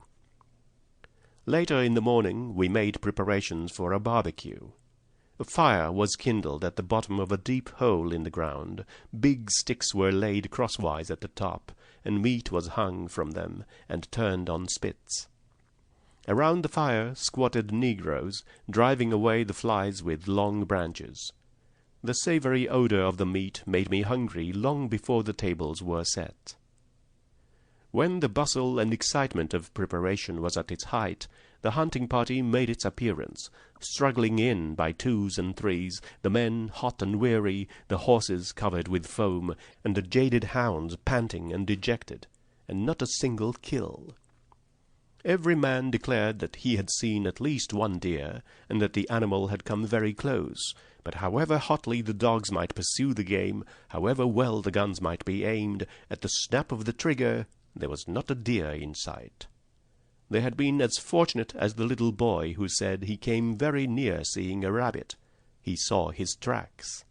The party soon forgot its disappointment, however, and we sat down, not to venison, but to a tamer feast of veal and roast pig. One summer I had my pony at Fern Quarry. I called him Black Beauty, as I had just read the book, and he resembled his namesake in every way, from his glossy black coat to the white star on his forehead. I spent many of my happiest hours on his back. Occasionally, when it was quite safe, my teacher would let go of the leading rein, and the pony sauntered on or stopped at his sweet will to eat grass or nibble the leaves of the trees that grew beside the narrow trail. On mornings when I did not care for the ride, my teacher and I would start after breakfast for a ramble in the woods, and allow ourselves to get lost amid the trees and vines, with no road to follow except the paths made by cows and horses. Frequently we came upon impassable thickets, which forced us to take a roundabout way. We always returned to the cottage with armfuls of laurel, goldenrod, ferns, and gorgeous swamp flowers such as grow only in the south. Sometimes I would go with Mildred and my little cousins to gather persimmons. I did not eat them, but I loved their fragrance and enjoyed hunting for them in the leaves and grass. We also went nutting, and I helped them open the chestnut burns and break the shells of hickory nuts and walnuts, the big, sweet walnuts. At the foot of the mountain there was a railroad, and the children watched the trains whiz by. Sometimes a terrific whistle brought us to the steps, and Mildred told me in great excitement that a cow or a horse had strayed on the track. About a mile distant there was a trestle spanning a deep gorge.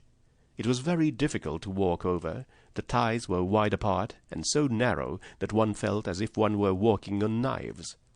I had never crossed it until one day Mildred, Miss Sullivan, and I were lost in the woods, and wandered for hours without finding a path.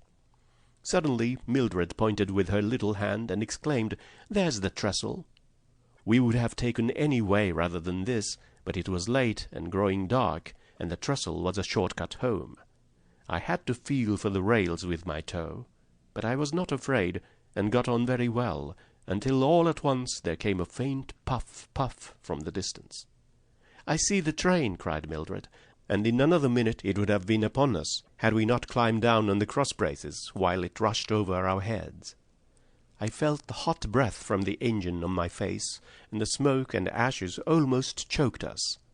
As the train rumbled by, the trestle shook and swayed, until I thought we should be dashed to the chasm below. With the utmost difficulty we regained the track. Long after dark we reached home and found the cottage empty. The family were all out hunting for us. Chapter 12.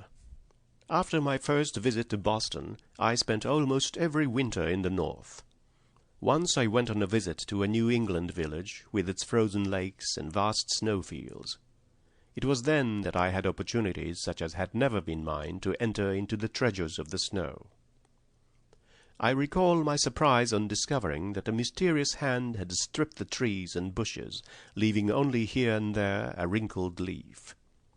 The birds had flown, and their empty nests in the bare trees were filled with snow. Winter was on hill and field. The earth seemed benumbed by his icy touch, and the very spirits of the trees had withdrawn to their roots, and there, curled up in the dark, lay fast asleep. All life seemed to have ebbed away, and even when the sun shone the day was shrunk and cold, as if her veins were sapless and old, and she rose up decrepitly for a last dim look at earth and sea. The withered grass and the bushes were transformed into a forest of icicles. Then came a day when the chill air portended a snowstorm. We rushed out of doors to feel the first few tiny flakes descending.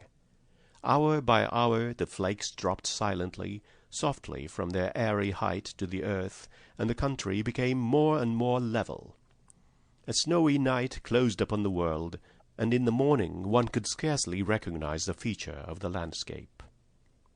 All the roads were hidden, not a single landmark was visible, only a waste of snow with trees rising out of it. In the evening a wind from the northeast sprang up, and the flakes rushed hither and thither in furious melee. Around the great fire we sat and told merry tales, and frolicked, and quite forgot that we were in the midst of a desolate solitude, shut in from all communication with the outside world. But during the night the fury of the wind increased to such a degree that it thrilled us with a vague terror. The rafters creaked and strained, and the branches of the trees surrounding the house rattled and beat against the windows, as the winds rioted up and down the country. On the third day after the beginning of the storm, the snow ceased. The sun broke through the clouds and shone upon a vast undulating white plain. High mounds, pyramids heaped in fantastic shapes, and impenetrable drifts lay scattered in every direction. Narrow paths were shovelled through the drifts. I put on my cloak and hood and went out. The air stung my cheeks like fire. Half walking in the paths, half working our way through the lesser drifts, we succeeded in reaching a pine grove just outside a broad pasture. The trees stood motionless and white, like figures in the marble frieze. There was no odor of pine needles. The rays of the sun fell upon the trees, so that the twigs sparkled like diamonds and dropped in showers when we touched them. So dazzling was the light, it penetrated even the darkness that veils my eyes. As the days wore on, the drifts gradually shrunk, but before they were wholly gone another storm came, so that I scarcely felt the earth under my feet once all winter.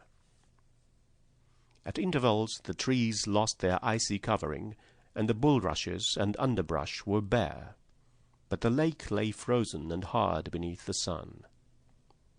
Our favorite amusement during that winter was tobogganing.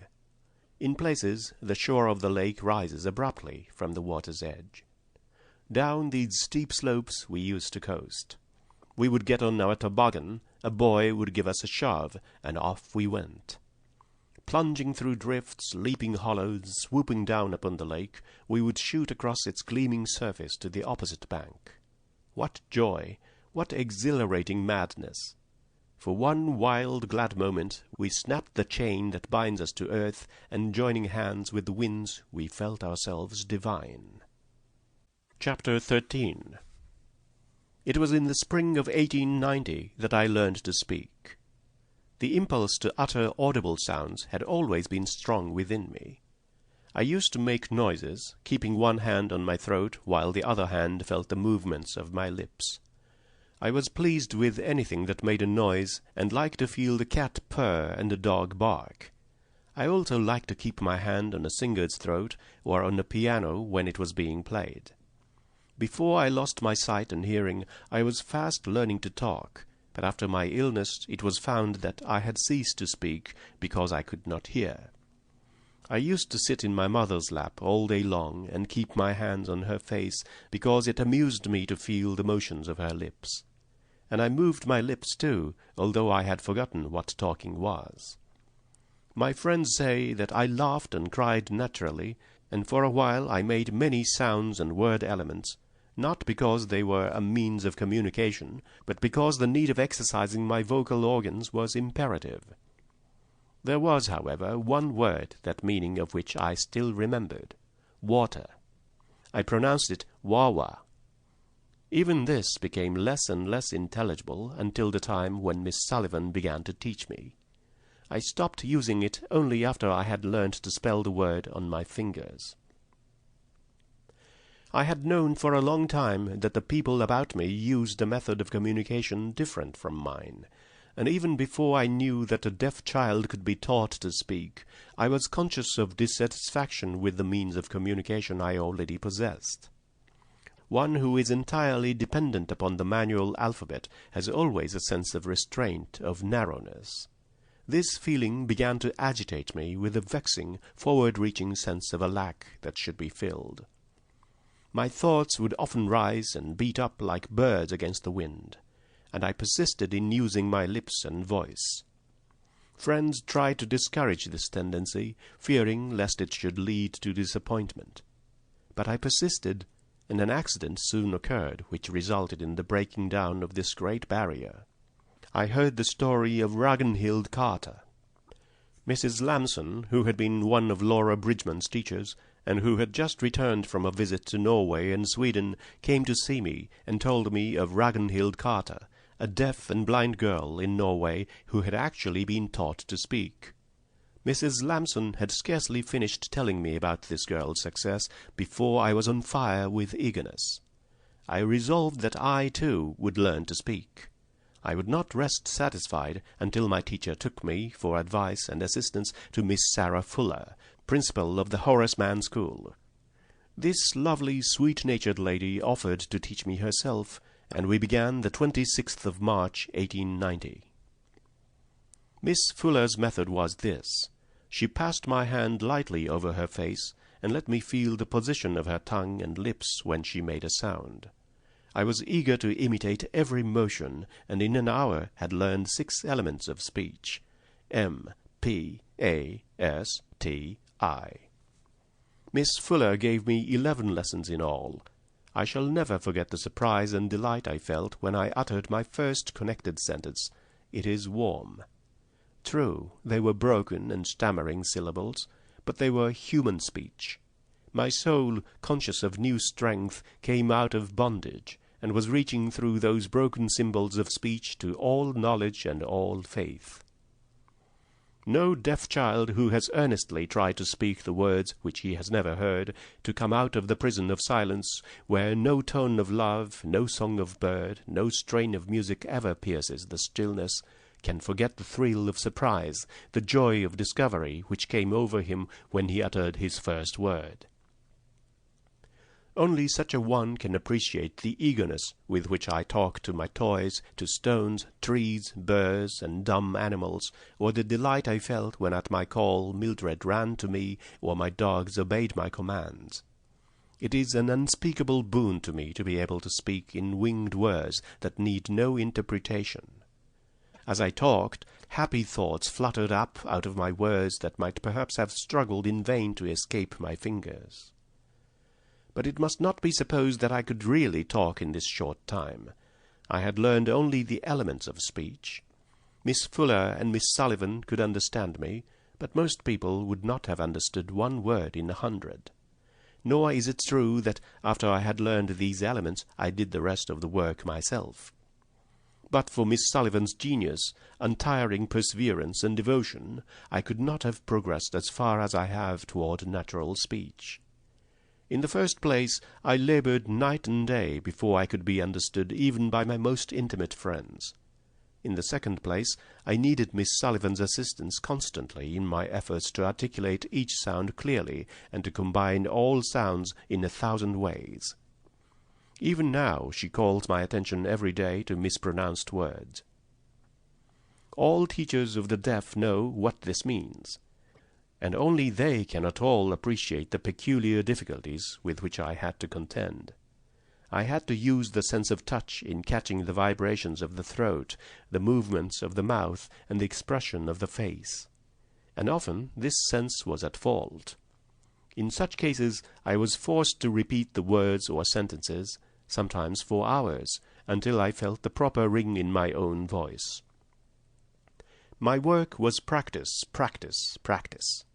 Discouragement and weariness cast me down frequently, but the next moment the thought that I should soon be at home and show my loved ones what I had accomplished spurred me on, and I eagerly looked forward to their pleasure in my achievement.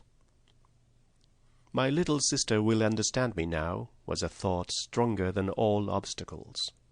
I used to repeat ecstatically, I am not dumb now. I could not be despondent while I anticipated the delight of talking to my mother and reading her responses from her lips.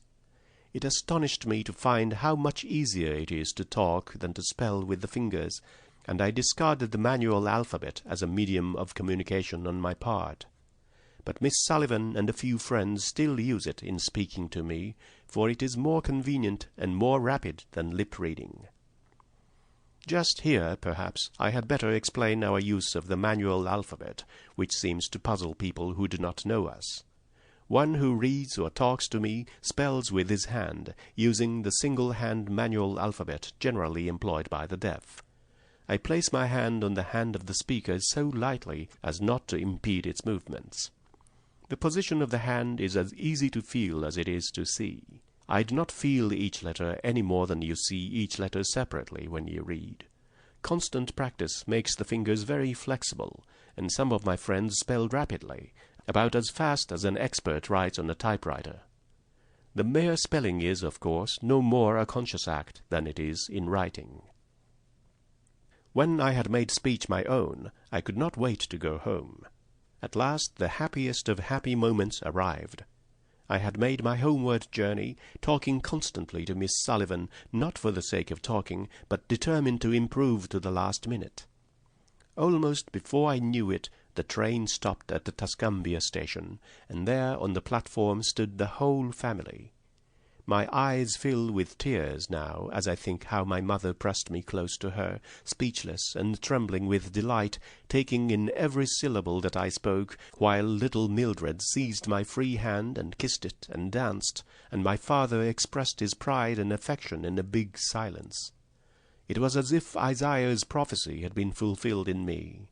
The mountains and the hills shall break forth before you into singing, and all the trees of the field shall clap their hands. Chapter 14. The winter of 1892 was darkened by the one cloud in my childhood's bright sky. Joy deserted my heart, and for a long, long time I lived in doubt, anxiety, and fear.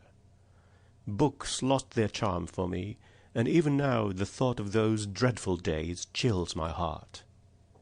A little story called The Frost King, which I wrote and sent to Mr. Anagnos of the Perkins Institution for the Blind, was at the root of the trouble.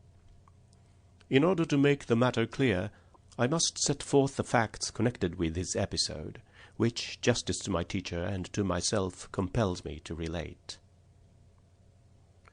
I wrote the story when I was at home, the autumn after I had learned to speak.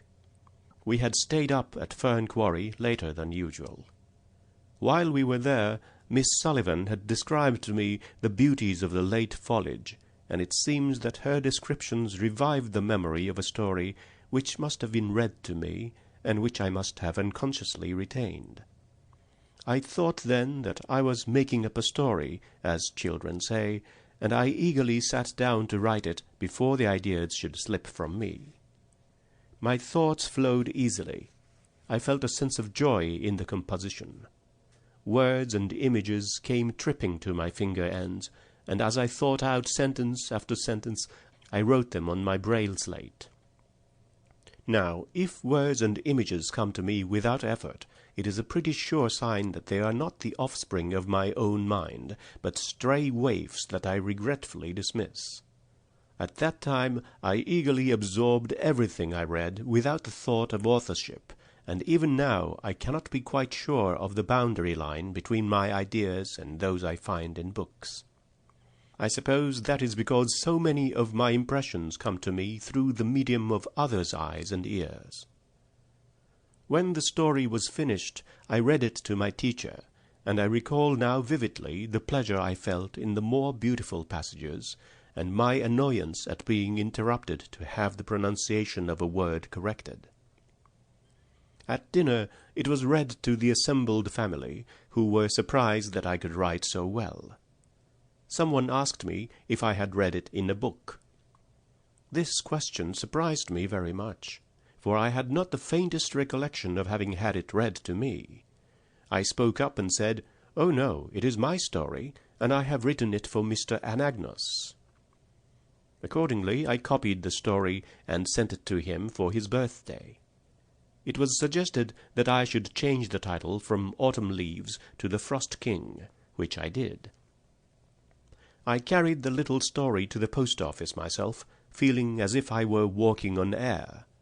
I little dreamed how cruelly I should pay for that birthday gift. Mr. Anagnos was delighted with The Frost King, and published it in one of the Perkins Institution reports. This was the pinnacle of my happiness, from which I was in a little while dashed to earth. I had been in Boston only a short time when it was discovered that a story similar to The Frost King, called The Frost Fairies, by Miss Margaret T. Canby, had appeared before I was born in a book called Birdie and His Friends. The two stories were so much alike in thought and language that it was evident Miss Canby's story had been read to me, and that mine was a plagiarism. It was difficult to make me understand this, but when I did understand, I was astonished and grieved. No child ever drank deeper of the cup of bitterness than I did. I had disgraced myself. I had brought suspicion upon those I loved best. And yet, how could it possibly have happened? I racked my brain until I was weary to recall anything about the frost that I had read before I wrote The Frost King, but I could remember nothing except the common reference to Jack Frost and a poem for children, The Freaks of the Frost, and I knew I had not used that in my composition. At first Mr. Anagnos, though deeply troubled, seemed to believe me.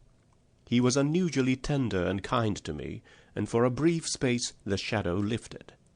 To please him I tried not to be unhappy, and to make myself as pretty as possible for the celebration of Washington's birthday, which took place very soon after I received the sad news. I was to be serious in a kind of mask given by the blind girls.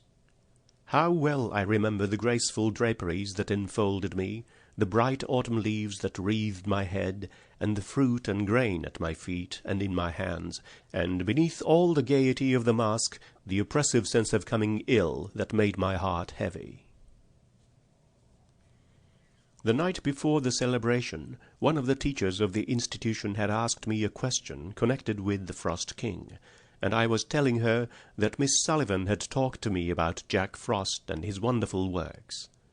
Something I said made her think she detected in my words a confession that I did remember Miss Canby's story of the Frost Fairies, and she laid her conclusions before Mr. Anagnos, although I had told her most emphatically that she was mistaken. Mr. Anagnos, who loved me tenderly, thinking that he had been deceived, turned a deaf ear to the pleadings of love and innocence. He believed, or at least suspected, that Miss Sullivan and I had deliberately stolen the bright thoughts of another and imposed them on him to win his admiration. I was brought before a court of investigation composed of the teachers and officers of the institution, and Miss Sullivan was asked to leave me. Then I was questioned and cross-questioned with what seemed to me a determination on the part of my judges to force me to acknowledge that I remembered having had the Frost Fairies read to me.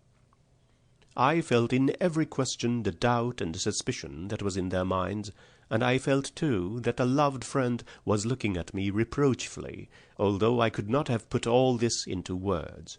The blood pressed about my thumping heart, and I could scarcely speak, except in monosyllables. Even the consciousness that it was only a dreadful mistake did not lessen my suffering, and when at last I was allowed to leave the room, I was dazed and did not notice my teacher's caresses, or the tender words of my friends who said I was a brave little girl and they were proud of me. As I lay in my bed that night, I wept as I hope few children have wept. I felt so cold, I imagined I should die before morning, and the thought comforted me. I think if this sorrow had come to me when I was older, it would have broken my spirit beyond repairing. But the angel of forgetfulness has gathered up and carried away much of the misery and all the bitterness of those sad days. Miss Sullivan had never heard of the Frost Fairies or of the book in which it was published. With the assistance of Dr. Alexander Graham Bell, she investigated the matter carefully, and at last it came out that Mrs. Sophia C. Hopkins had a copy of Miss Camby's Birdie and His Friends in 1888, the year that we spent the summer with her at Brewster. Mrs. Hopkins was unable to find her copy, but she has told me that at that time, while Miss Sullivan was away on a vacation, she tried to amuse me by reading from various books, and although she could not remember reading The Frost Fairies any more than I, yet she felt sure that Birdie and His Friends was one of them. She explained the disappearance of the book by the fact that she had a short time before sold her house and disposed of many juvenile books, such as old school books and fairy tales, and that Birdie and His Friends was probably among them.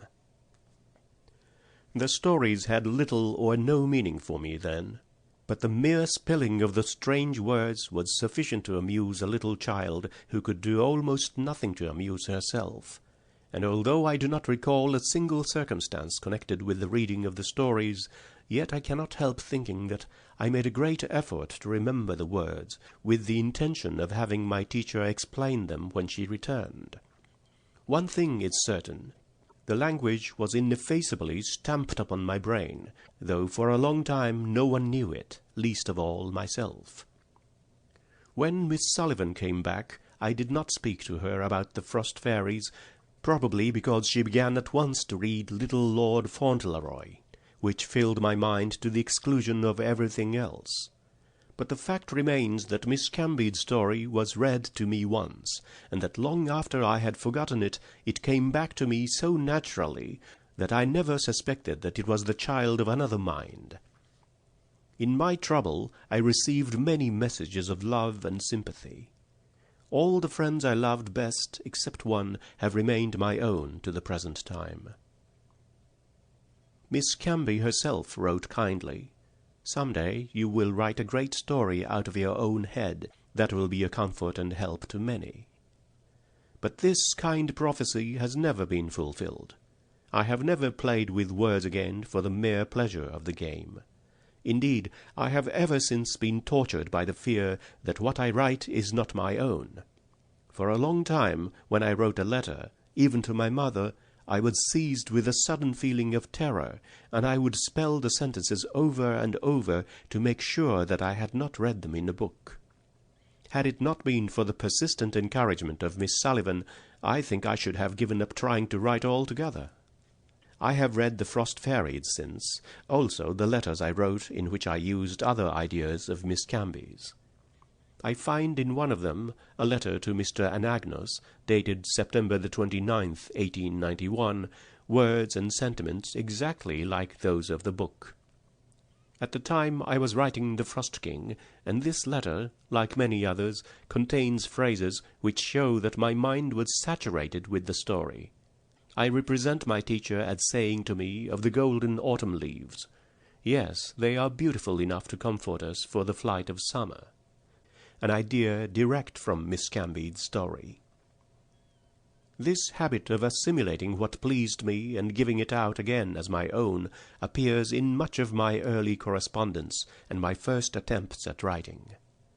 In a composition which I wrote about the old cities of Greece and Italy, I borrowed my glowing descriptions, with variations, from sources I have forgotten. I knew Mr. Anagnus' great love of antiquity and his enthusiastic appreciation of all beautiful sentiments about Italy and Greece. I therefore gathered from all the books I read every bit of poetry or of history that I thought would give him pleasure.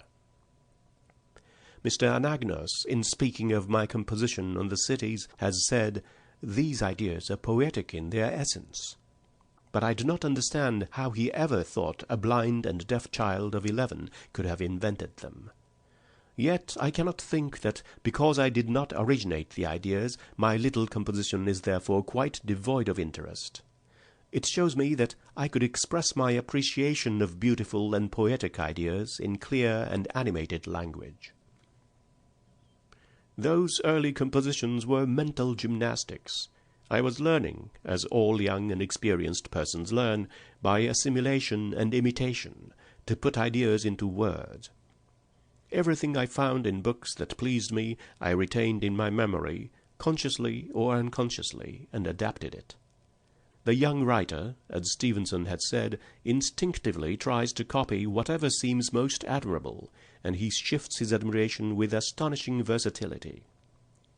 It is only after years of this sort of practice that even great men have learned to marshal the legion of words which come thronging through every byway of the mind. I am afraid I have not yet completed this process. It is certain that I cannot always distinguish my own thoughts from those I read, because what I read become the very substance and texture of my mind. Consequently, in nearly all that I write, I produce something which very much resembles the crazy patchwork I used to make when I first learned to sew. This patchwork was made of all sorts of odds and ends, pretty bits of silk and velvet. But the coarse pieces that were not pleasant to touch always predominated. Likewise, my compositions are made up of crude notions of my own, inlaid with the brighter thoughts and riper opinions of the authors I have read. It seems to me that the greater difficulty of writing is to make the language of the educated mind express our confused ideas, half feelings, half thoughts, when we are little more than bundles of instinctive tendencies. Trying to write is very much like trying to put a Chinese puzzle together. We have a pattern in mind which we wish to work out in words, but the words will not fit the spaces, or if they do, they will not match the design. But we keep on trying because we know that others have succeeded, and we are not willing to acknowledge defeat. "There is no way to become original except to be born so," said Stevenson, and although I may not be original, I hope sometime to outgrow my artificial, periwigged compositions. Then, perhaps, my own thoughts and experiences will come to the surface. Meanwhile, I trust and hope and persevere, and try not to let the bitter memory of the Frost King trammel my efforts. So this sad experience may have done me good and set me thinking on some of the problems of composition. My only regret is that it resulted in the loss of one of my dearest friends, Mr. Anagnus. Since the publication of the story of my life in the Ladies' Home Journal, Mr. Anagnus has made a statement, in a letter to Mr. Macy, that at the time of the Frost King matter he believed I was innocent. He says, "The court of investigation before which I was brought consisted of 8 people, 4 blind, 4 seeing persons. 4 of them, he says, thought I knew that Miss Cambead's story had been read to me, and the others did not hold this view." Mr. Anagnus states that he cast his vote with those who were favorable to me. But however the case may have been, with whichever side he may have cast his vote, When I went into the room where Mr. Anagnos had so often held me on his knee, and, forgetting his many cares, had shared in my frolics, and found there persons who seemed to doubt me, I felt that there was something hostile and menacing in the very atmosphere, and subsequent events have borne out this impression. For 2 years he seems to have held the belief that Miss Sullivan and I were innocent. Then he evidently retracted his favourable judgment. Why, I do not know. Nor did I know the details of the investigation. I never knew even the names of the members of the court who did not speak to me. I was too excited to notice anything, too frightened to ask questions. Indeed, I could scarcely think what I was saying, or what was being said to me. I have given this account of the Frost King affair because it was important in my life and education, and in order that there might be no misunderstandings, I have set forth all the facts as they appear to me, without the thought of defending myself or of laying blame on anyone. Chapter 15. The summer and winter following the Frost King incident I spent with my family in Alabama. I recall with delight that home-going. Everything had budded and blossomed. I was happy. The Frost King was forgotten. When the ground was strewn with the crimson and golden leaves of autumn, and the musk-scented grapes that covered the arbor at the end of the garden were turning golden-brown in the sunshine, I began to write a sketch of my life, a year after I had written The Frost King.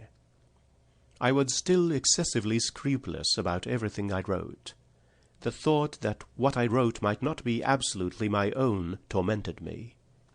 No one knew of these fears except my teacher. A strange sensitiveness prevented me from referring to the Frost King, and often when an idea flashed out in the course of conversation, I would spell softly to her, "I am not sure it is mine." At other times, in the midst of a paragraph I was writing, I said to myself, "Suppose it should be found that all this was written by someone long ago?" An impish fear clutched my hand, so that I could not write any more that day. And even now I sometimes feel the same uneasiness and disquietude. Miss Sullivan consoled and helped me in every way she could think of, but the terrible experience I had passed through left a lasting impression on my mind, the significance of which I am only just beginning to understand.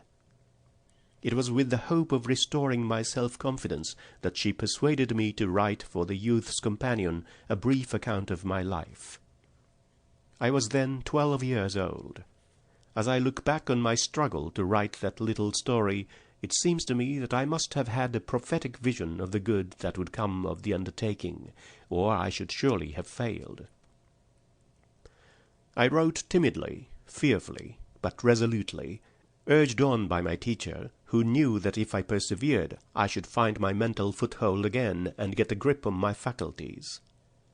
Up to the time of the Frost King episode, I had lived the unconscious life of a little child. Now my thoughts were turned inward, and I beheld things invisible. Gradually I emerged from the penumbra of that experience with a mind made clearer by trial and with a truer knowledge of life. The chief events of the year 1893 were my trip to Washington during the inauguration of President Cleveland, and visits to Niagara and the World's Fair. Under such circumstances my studies were constantly interrupted, and often put aside for many weeks, so that it is impossible for me to give a connected account of them. We went to Niagara in March 1893. It is difficult to describe my emotions when I stood on the point which overhangs the American Falls and felt the air vibrate and the earth tremble. It seems strange to many people that I should be impressed by the wonders and beauties of Niagara. They are always asking, "What does this beauty or that music mean to you? You cannot see the waves rolling up the beach or hear their roar. What do they mean to you?" In the most evident sense, they mean everything. I cannot fathom or define their meaning any more than I can fathom or define love or religion or goodness. During the summer of 1893, Miss Sullivan and I visited the World's Fair with Dr. Alexander Graham Bell. I recall with unmixed delight those days when 1,000 childish fancies became beautiful realities.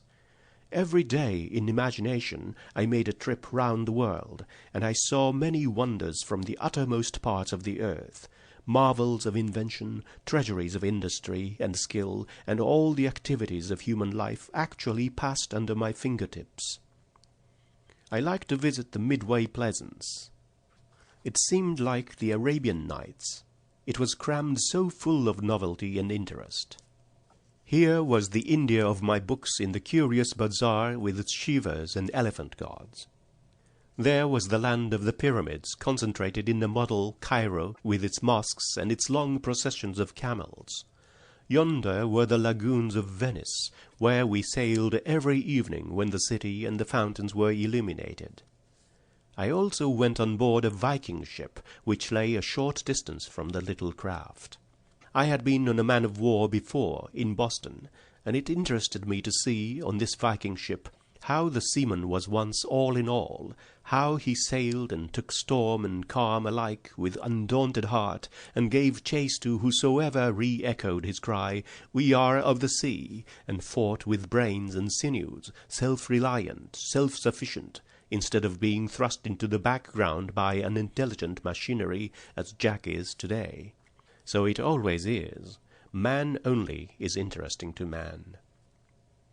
At a little distance from this ship there was a model of the Santa Maria, which I also examined. The captain showed me Columbus' cabin and the desk with an hourglass on it. This small instrument impressed me most because it made me think how weary the heroic navigator must have felt as he saw the sand dropping grain by grain while desperate men were plotting against his life. Mr. Higginbotham, president of the World's Fair, kindly gave me permission to touch the exhibits, and with an eagerness as insatiable as that with which Pissarro seized the treasures of Peru, I took in the glories of the fair with my fingers. It was a sort of tangible kaleidoscope, this white city of the West. Everything fascinated me, especially the French bronzes. They were so lifelike. I thought they were angel visions which the artist had caught and bound in earthly forms. At the Cape of Good Hope exhibit, I learned much about the processes of mining diamonds. Whenever it was possible, I touched the machinery while it was in motion, so as to get a clearer idea how the stones were weighed, cut, and polished. I searched in the washings for a diamond and found it myself, the only true diamond, they said, that was ever found in the United States. Dr. Bell went everywhere with us, and in his own delightful way described to me the objects of greatest interest. In the electrical building we examined the telephones, autophones, phonographs, and other inventions, and he made me understand how it is possible to send a message on wires that mock space and outrun time, and, like Prometheus, to draw fire from the sky.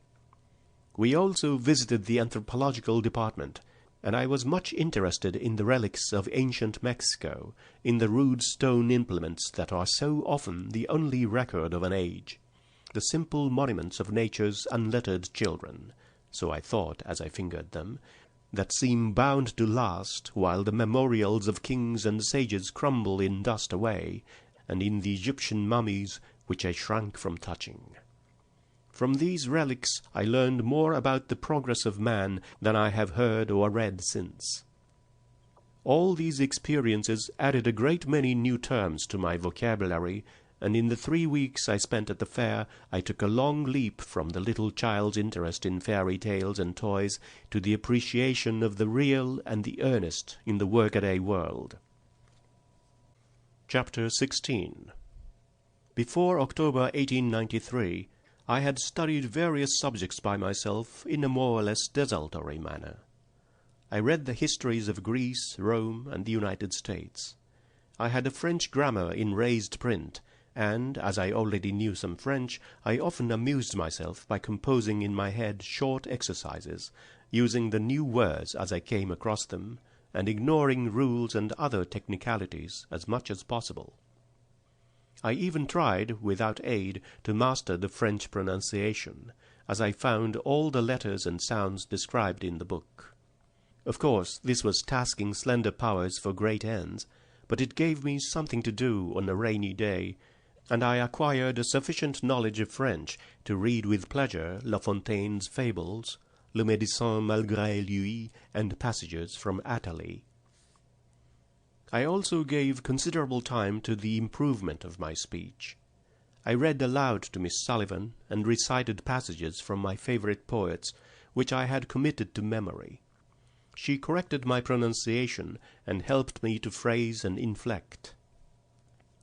It was not, however, until October 1893, after I had recovered from the fatigue and excitement of my visit to the World's Fair, that I began to have lessons in special subjects at fixed hours. Miss Sullivan and I were at that time in Halton, Pennsylvania, visiting the family of Mr. William Wade. Mr. Irons, a neighbour of theirs, was a good Latin scholar. It was arranged that I should study under him. I remember him as a man of rare, sweet nature and of wide experience. He taught me Latin grammar principally, but he often helped me in arithmetic, which I found as troublesome as it was uninteresting. Mr. Irons also read with me Tennyson's In Memoriam. I had read many books before, but never from a critical point of view. I learned for the first time to know an author, to recognize his style as I recognize the clasp of a friend's hand. At first I was rather unwilling to study Latin grammar.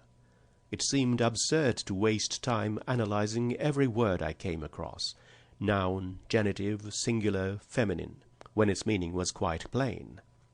I thought I might just as well describe my pet in order to know it. Order, vertebrate. Division, quadruped. Class, mammalia. Genus, felinus. Species, cat. Individual, tabby. But as I got deeper into the subject, I became more interested, and the beauty of the language delighted me. I often amused myself by reading Latin passages, picking up words I understood, and trying to make sense. I have never ceased to enjoy this pastime. There is nothing more beautiful, I think, than the evanescent, fleeting images and sentiments presented by a language one is just becoming familiar with, ideas that flit across the mental sky, shaped and tinted by capricious fancy.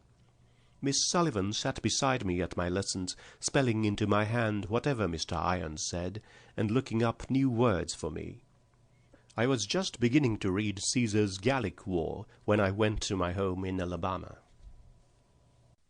Chapter 17. In the summer of 1894, I attended the meeting at Chautauqua of the American Association to promote the teaching of speech to the deaf. There it was arranged that I should go to the Wright Hummerson School for the Deaf in New York City. I went there in October 1894, accompanied by Miss Sullivan. This school was chosen especially for the purpose of obtaining the highest advantages in vocal culture and training in lip reading. In addition to my work in these subjects, I studied, during the 2 years I was in the school, arithmetic, physical geography, French, and German. Miss Remy, my German teacher, could use the manual alphabet, and after I had acquired a small vocabulary, we talked together in German whenever we had a chance, and in a few months I could understand almost everything she said. Before the end of the first year I read Wilhelm Tell with the greatest delight. Indeed, I think I made more progress in German than in any of my other studies. I found French much more difficult. I studied it with Madame Olivier, a French lady who did not know the manual alphabet, and who was obliged to give her instruction orally. I could not read her lips easily, so my progress was much slower than in German. I managed, however, to read Le Médecin malgré lui again. It was very amusing, but I did not like it nearly so well as Wilhelm Tell. My progress in lip reading and speech was not what my teachers and I had hoped and expected it would be. It was my ambition to speak like other people, and my teachers believed that this could be accomplished. But although we worked hard and faithfully, yet we did not quite reach our goal. I suppose we aimed too high, and disappointment was therefore inevitable. I still regarded arithmetic as a system of pitfalls. I hung about the dangerous frontier of guess, avoiding with infinite trouble to myself and others the broad valley of reason. When I was not guessing, I was jumping at conclusions, and this fault, in addition to my dullness, aggravated my difficulties more than was right or necessary. But although these disappointments caused me great depression at times, I pursued my other studies with unflagging interest, especially physical geography. It was a joy to learn the secrets of nature, how, in the picturesque language of the Old Testament, the winds are made to blow from the four corners of the heavens, how the vapors ascend from the ends of the earth, how rivers are cut out among the rocks, and mountains overturned by the roots, and in what ways man may overcome many forces mightier than himself. The 2 years in New York were happy ones, and I look back to them with genuine pleasure. I remember especially the walks we all took together every day in Central Park, the only part of the city that was congenial to me. I never lost a jot of my delight in this great park. I loved to have it described every time I entered it, for it was beautiful in all its aspects, and these aspects were so many that it was beautiful in a different way each day of the 9 months I spent in New York. In the spring we made excursions to various places of interest. We sailed on the Hudson River and wandered about on its green banks, of which Bryant loved to sing. I liked the simple, wild grandeur of the Palisades. Among the places I visited were West Point, Tarrytown, the home of Washington Irving, where I walked through Sleepy Hollow. The teachers at the Wright Hummerson School were always planning how they might give the pupils every advantage that those who here enjoy, how they might make much of few tendencies and passive memories in the cases of the little ones, and lead them out of the cramping circumstances in which their lives were set. Before I left New York, these bright days were darkened by the greatest sorrow that I have ever borne, except the death of my father. Mr. John P. Spaulding of Boston died in February 1896. Only those who knew and loved him best can understand what his friendship meant to me. He who made everyone happy in a beautiful and obtrusive way was most kind and tender to Miss Sullivan and me. So long as we felt his loving presence and knew that he took a watchful interest in our work, fraught with so many difficulties, we could not be discouraged. His going away left a vacancy in our lives that has never been filled. Chapter 18. In October 1896, I entered the Cambridge School of Young Ladies to be prepared for Radcliffe. When I was a little girl, I visited Wellesley and surprised my friends by the announcement, "Some day I shall go to college, but I shall go to Harvard." When asked why I would not go to Wellesley, I replied that there were only girls there.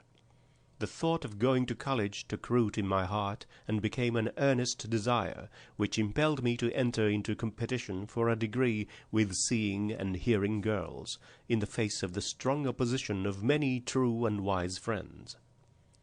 When I left New York, the idea had become a fixed purpose, and it was decided that I should go to Cambridge. This was the nearest approach I could get to Harvard and to the fulfillment of my childish declaration. At the Cambridge school, the plan was to have Miss Sullivan attend the classes with me and interpret to me the instruction given. Of course, my instructions had had no experience in teaching any but normal pupils, and my only means of conversing with them was reading their lips. My studies for the first year were English history, English literature, German, Latin, arithmetic, Latin composition, and occasional themes. Until then, I had never taken a course of study with the idea of preparing for college. But I have been well drilled in English by Miss Sullivan, and it soon became evident to my teachers that I needed no special instruction in this subject beyond the critical study of the books prescribed by the college. I had had, moreover, a good start in French, and received 6 months' instruction in Latin, but German was the subject with which I was most familiar. In spite, however, of these advantages, there were serious drawbacks to my progress. Miss Sullivan could not spell out in my hand all that the books required, and it was very difficult to have textbooks embossed in time to be of use to me, although my friends in London and Philadelphia were willing to hasten the work. For a while, indeed, I had to copy my Latin in Braille, so that I could recite with the other girls. My instructors soon became sufficiently familiar with my imperfect speech to answer my questions readily and correct mistakes. I could not make notes in class or write exercises, but I wrote all my compositions and translations at home on my typewriter. Each day Miss Sullivan went to the classes with me and spelled into my hand with infinite patience all that the teachers said. In study hours she had to look up new words for me, and read and reread notes and books I did not have in raised print. The tedium of that work is hard to conceive. Frau Grote, my German teacher, and Mr. Gilman, the principal, were the only teachers in the school who learned the finger alphabet to give me instruction. No one realized more fully than dear Frau Grote how slow and inadequate her spelling was. Nevertheless, in the goodness of her heart, she laboriously spelt out her instructions to me in special lessons twice a week to give Miss Sullivan a little rest. But though everybody was kind and ready to help us, there was only one hand that could turn drudgery into pleasure. That year I finished arithmetic, reviewed my Latin grammar, and read 3 chapters of Caesar's Gallic War. In German I read, partly with my fingers and partly with Miss Sullivan's assistance, Schiller's Lied von der Glocke, and Taucher, Heine's Harzreise, Freitags Aus dem Staat Friedrichs des Großen, Riels Fluch der Schönheit, Lessing's Minne von Barnhelm, and Goethe's Aus meinem Leben. I took the greatest delight in these German books, especially Schiller's wonderful lyrics, the history of Frederick the Great's magnificent achievements, and the account of Goethe's life. I was sorry to finish Die Harzreise, so full of happy witticisms and charming descriptions of vine-clad hills, streams that sing and ripple in the sunshine, and wild regions sacred to tradition and legend, the grey sisters of a long-vanished imaginative age, descriptions such as can be given only by those to whom nature is a feeling, a love, and an appetite. Mr. Gilman instructed me part of the year in English literature. We read together As You Like It, Burke's Speech and Conciliation with America, and Macaulay's Life of Samuel Johnson. Mr. Gilman's broad views of history and literature and his clever explanations made my work easier and pleasanter than it could have been had I only read notes mechanically with the necessarily brief explanations given in the classes. Burke's speech was more instructive than any other book on a political subject that I had ever read. My mind stirred with the stirring times, and the characters round which the life of 2 contending nations centred seemed to move right before me.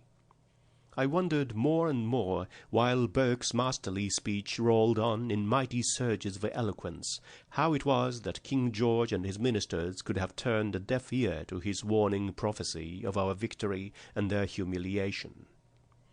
Then I entered into the melancholy details of the relation in which the great statesman stood to his party and to the representatives of the people. I thought how strange it was that such precious seeds of truth and wisdom should have fallen among the tares of ignorance and corruption. In a different way, Macaulay's Life of Samuel Johnson was interesting. My heart went out to the lonely man who ate the bread of affliction in Grub Street, and yet in the midst of toil and cruel suffering of body and soul always had a kind word, and lent a helping hand to the poor and despised. I rejoiced over all his successes. I shut my eyes to his faults, and wondered, not that he had them, but that they had not crushed or dwarfed his soul. But in spite of Macaulay's brilliancy and his admirable faculty of making the commonplace seem fresh and picturesque, his positiveness wearied me at times, and his frequent sacrifices of truth to effect kept me in a questioning attitude very unlike the attitude of reverence in which I had listened to the Demosthenes of Great Britain. At the Cambridge school, for the first time in my life, I enjoyed the companionship of seeing and hearing girls of my own age. I lived with several others in one of the pleasant houses connected with the school, the house where Mr. Howells used to live, and we all had the advantage of home life. I joined them in many of their games, even blind man's buff and frolics in the snow. I took long walks with them. We discussed our studies and read aloud the things that interested us. Some of the girls learned to speak to me, so that Miss Sullivan did not have to repeat their conversation. At Christmas, my mother and little sister spent the holidays with me, and Mr. Gilman kindly offered to let Mildred study in his school. So Mildred stayed with me in Cambridge, and for 6 happy months we were hardly ever apart. It makes me most happy to remember the hours we spent helping each other in study and sharing our recreation together. I took my preliminary examination for Radcliffe from the 29th of June to the 3rd of July in 1897. The subjects I offered were elementary and advanced German, French, Latin, English, and Greek and Roman history, making 9 hours in all. I passed in everything, and received honours in German and English. Perhaps an explanation of the method that was in use when I took my examinations will not be amiss here. The student was required to pass in 16 hours, 12 hours being called elementary and 4 advanced. He had to pass 5 hours at a time to have them counted. The examination papers were given out at 9 o'clock at Harvard and brought to Radcliffe by a special messenger. Each candidate was known, not by his name, but by a number. I was number 233, but as I had to use a typewriter, my identity could not be concealed. It was thought advisable for me to have my examinations in a room by myself, because the noise of the typewriter might disturb the other girls. Mr. Gilman read all the papers to me by means of the manual alphabet. A man was placed on guard at the door to prevent interruption. The first day I had German, Mr. Gilman sat beside me and read the paper through first, then sentence by sentence, while I repeated the words aloud to make sure that I understood him perfectly. The papers were difficult, and I felt very anxious as I wrote out my answers on the typewriter. Mr. Gilman spelled to me what I had written, and I made such changes as I thought necessary, and he inserted them. I wish to say here that I have not had this advantage since in any of my examinations. At Radcliffe no one reads the papers to me after they are written, and I have no opportunity to correct errors unless I finish before the time is up. In that case I correct only such mistakes as I can recall in the few minutes allowed, and make notes of these corrections at the end of my paper. If I passed with higher credit in the preliminaries than in the finals, there are 2 reasons. In the finals no one read my work over to me, and in the preliminaries I offered subjects with some of which I was in a measure familiar before my work in the Cambridge school. For at the beginning of the year I had passed examinations in English, history, French, and German, which Mr. Gilman gave me from previous Harvard papers. Mr. Gilman sent my written work to the examiners with a certificate that I, candidate number 233, had written the papers. All the other preliminary examinations were conducted in the same manner. None of them was so difficult as the first. I remember that the day Latin paper was brought to us, Professor Schilling came in and informed me I had passed satisfactorily in German. This encouraged me greatly, and I sped on to the end of the ordeal with a light heart and a steady hand. Chapter 19. When I began my second year at the Gilman School, I was full of hope and determination to succeed. But during the first few weeks I was confronted with unforeseen difficulties. Mr. Gilman had agreed that year I should study mathematics principally. I had physics, algebra, geometry, astronomy, Greek, and Latin. Unfortunately, many of the books I needed had not been embossed in time for me to begin with the classes, and I lacked important apparatus for some of my studies. The classes I was in were very large, and it was impossible for the teachers to give me special instruction. Miss Sullivan was obliged to read all the books to me and interpret for the instructors, and for the first time in 11 years it seemed as if her dear hand would not be equal to the task. It was necessary for me to write algebra and geometry in class and solve problems in physics, and this I could not do until we bought a braille writer, by means of which I could put down the steps and processes of my work. I could not follow with my eyes the geometrical figures drawn on the blackboard, and my only means of getting a clear idea of them was to make them on a cushion with straight and curved wires which had bent and pointed ends. I had to carry in my mind, as Mr. Keith says in his report, the lettering of the figures, the hypothesis and conclusion, the construction and the process of the proof. In a word, every study had its obstacles. Sometimes I lost all courage and betrayed my feelings in a way I am ashamed to remember, especially as the signs of my trouble were afterward used against Miss Sullivan, the only person of all the kind friends I had there who could make the crooked straight and the rough places smooth. Little by little, however, my difficulties began to disappear. The embossed books and other apparatus arrived, and I threw myself into the work with renewed confidence. Algebra and geometry were the only studies that continued to defy my efforts to comprehend them. As I have said before, I had no aptitude for mathematics. The different points were not explained to me as fully as I wished. The geometrical diagrams were particularly vexing, because I could not see the relation of the different parts to one another, even on the cushion. It was not until Mr. Keith taught me that I had a clear idea of mathematics. I was beginning to overcome these difficulties when an event occurred which changed everything. Just before the books came, Mr. Gilman had begun to remonstrate with Miss Sullivan on the ground that I was working too hard, and in spite of my earnest protestations, he reduced the number of my recitations.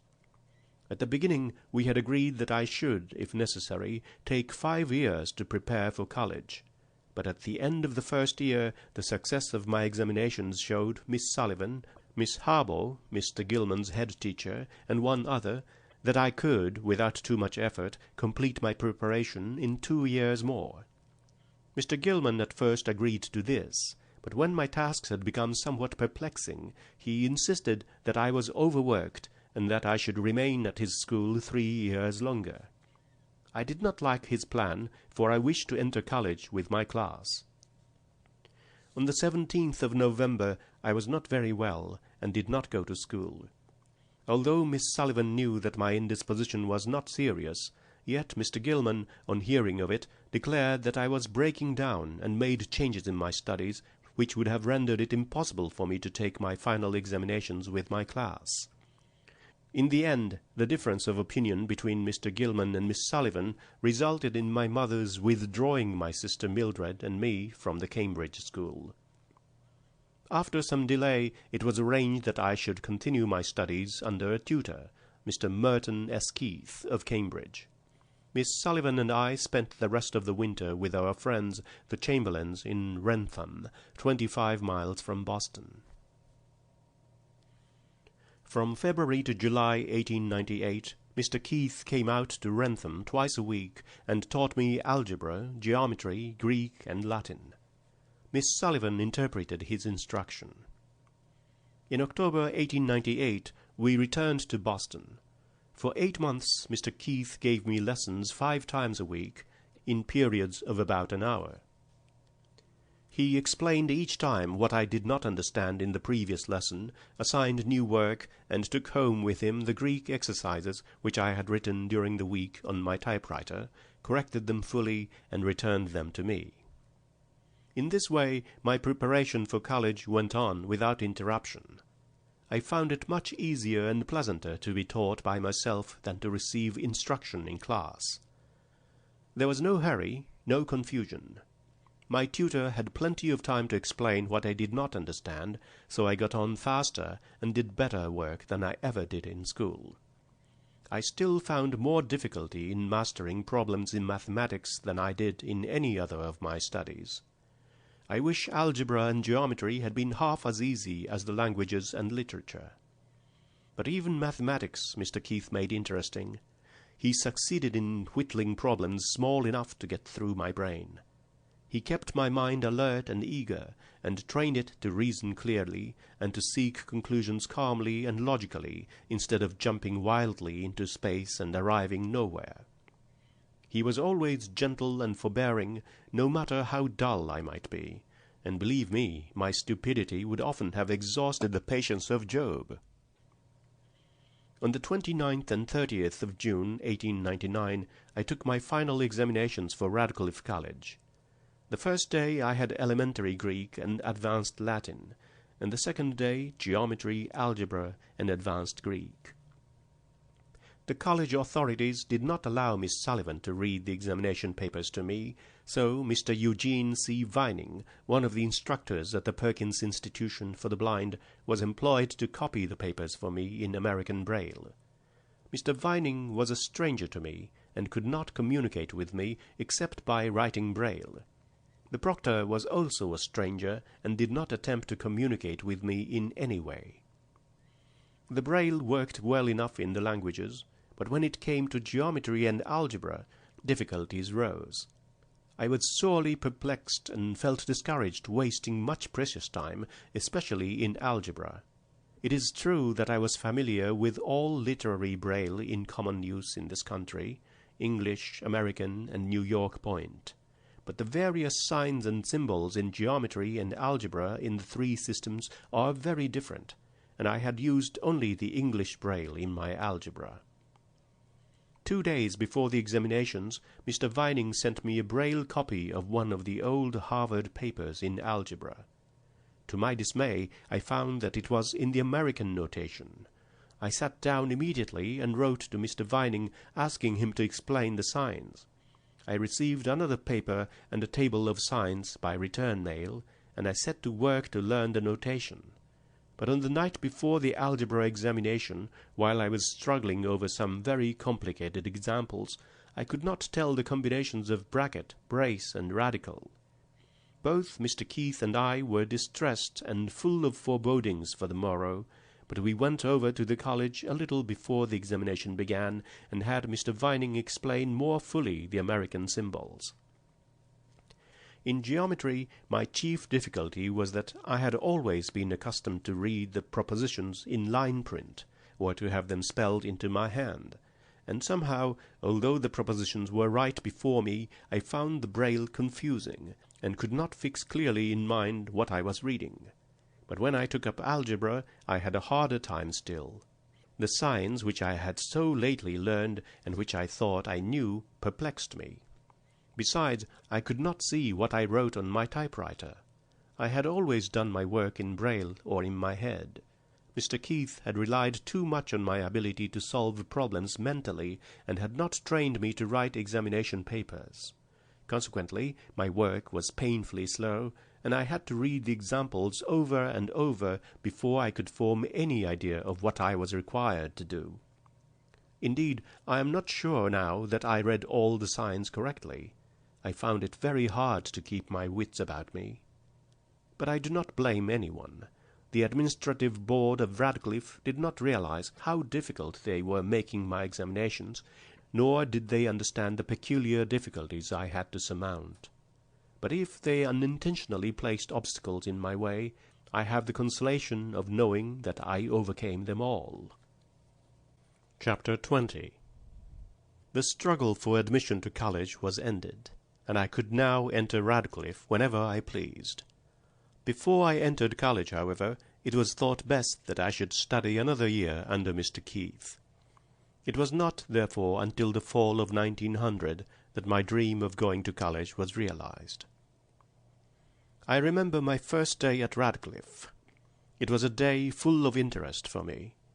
I had looked forward to it for years.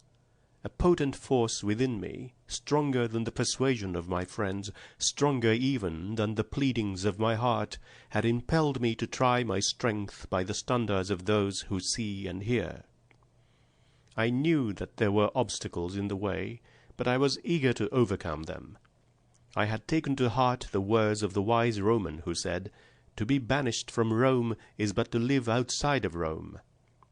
Debarred from the great highways of knowledge, I was compelled to make the journey across country by unfrequented roads. That was all. And I knew that in college there were many bypaths where I could touch hands with girls who were thinking, loving, and struggling like me. I began my studies with eagerness. Before me I saw a new world opening in beauty and light, and I felt within me the capacity to know all things. In the wonderland of mind I should be as free as another. Its people, scenery, manners, joys, tragedies should be living, tangible interpreters of the real world. The lecture halls seemed filled with the spirit of the great and the wise, and I thought the professors were the embodiment of wisdom. If I have since learned differently, I am not going to tell anybody. But I soon discovered that college was not quite the romantic lyceum I had imagined. Many of the dreams that had delighted my young inexperience became beautifully less and faded into the light of common day. Gradually I began to find that there were disadvantages in going to college. The one I felt and still feel most is lack of time. I used to have time to think, to reflect, my mind and I.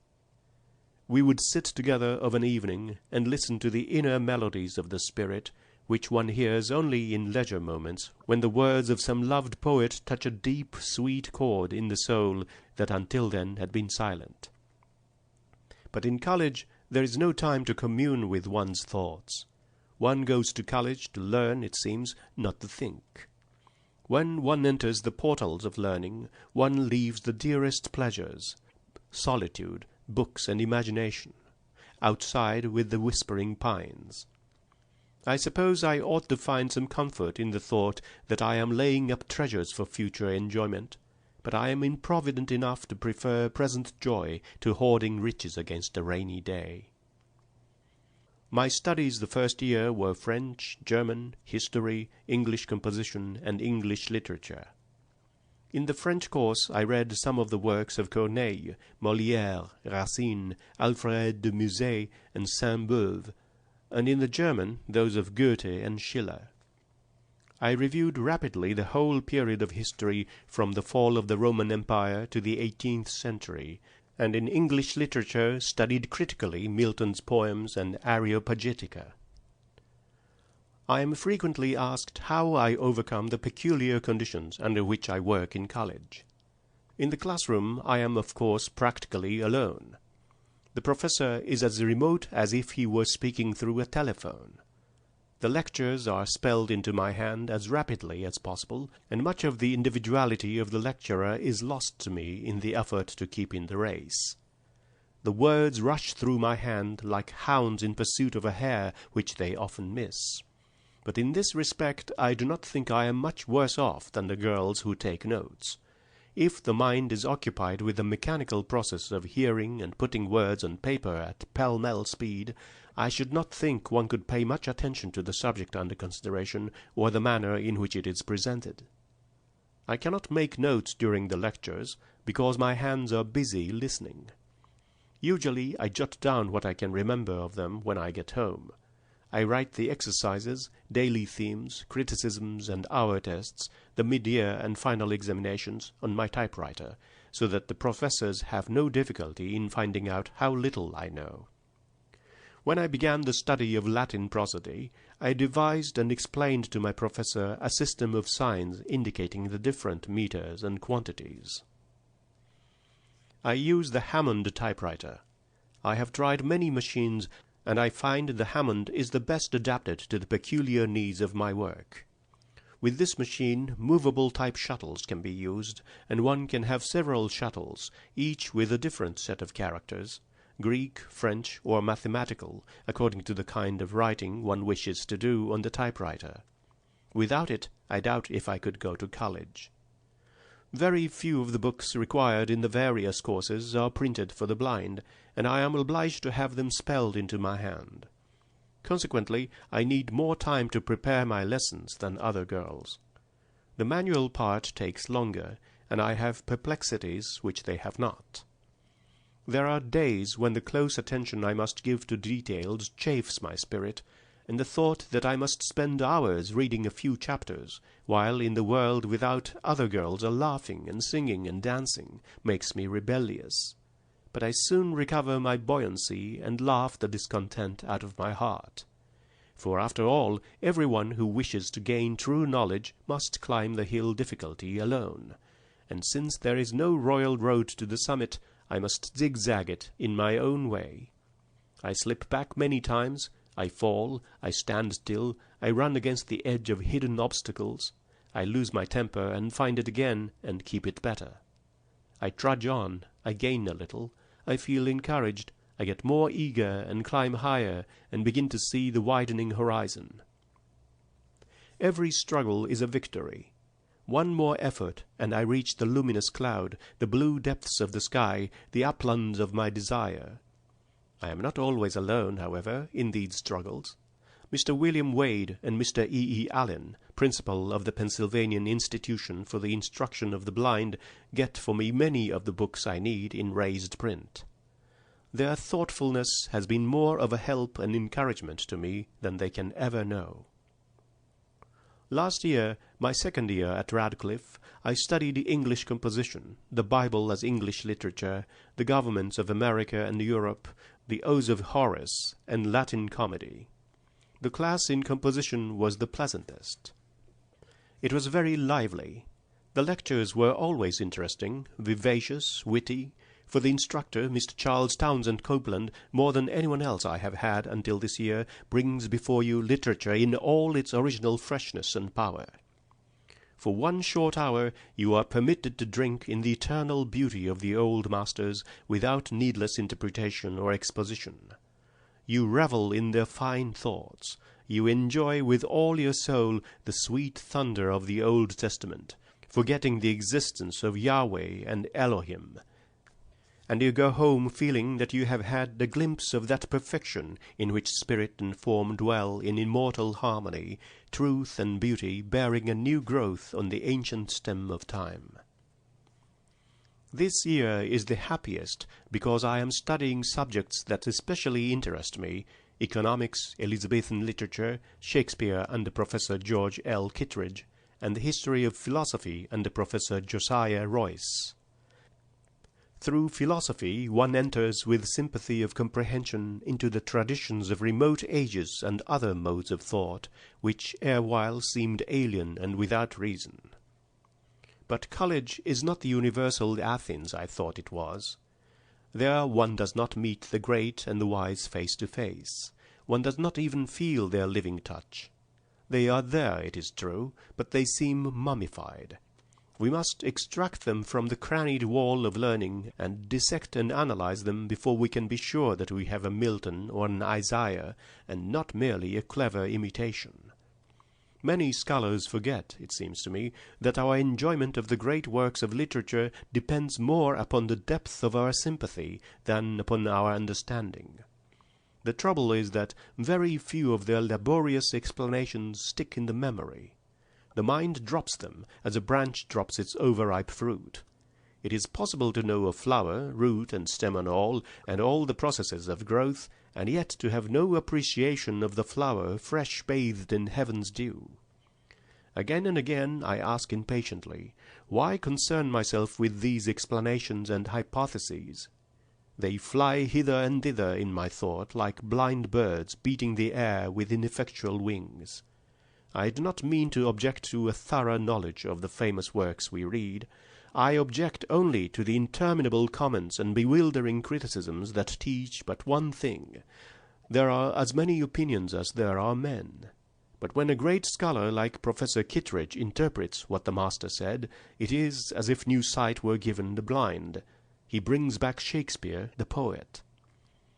There are, however, times when I long to sweep away half the things I am expected to learn, for the overtaxed mind cannot enjoy the treasure it had secured at the greatest cost. It is impossible, I think, to read in one day 4 or 5 different books in different languages and treating of widely different subjects, and not lose sight of the very ends for which one reads. When one reads hurriedly and nervously, having in mind written tests and examinations, one's brain becomes encumbered with a lot of choice bric-a-brac for which there seems to be little use.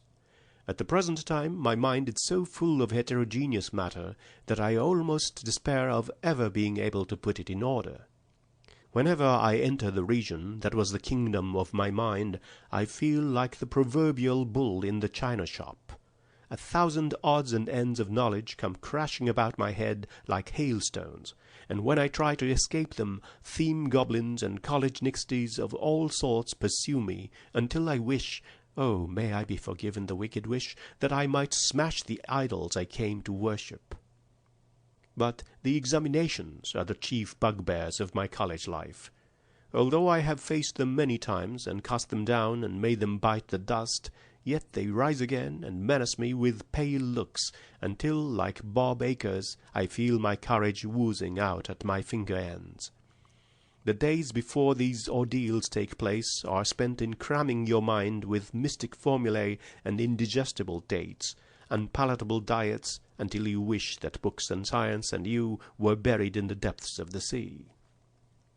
At last the dreaded hour arrives, and you are a favoured being indeed if you feel prepared, and are able at the right time to call your standard thoughts that will aid you in that supreme effort. It happens too often that your trumpet call is unheeded. It is most perplexing and exasperating that just at the moment when you need your memory and a nice sense of discrimination, these faculties take to themselves wings and fly away. The facts you have garnered with such infinite trouble invariably fail you at the pinch. Give a brief account of Huss and his work. Huss? Who was he, and what did he do?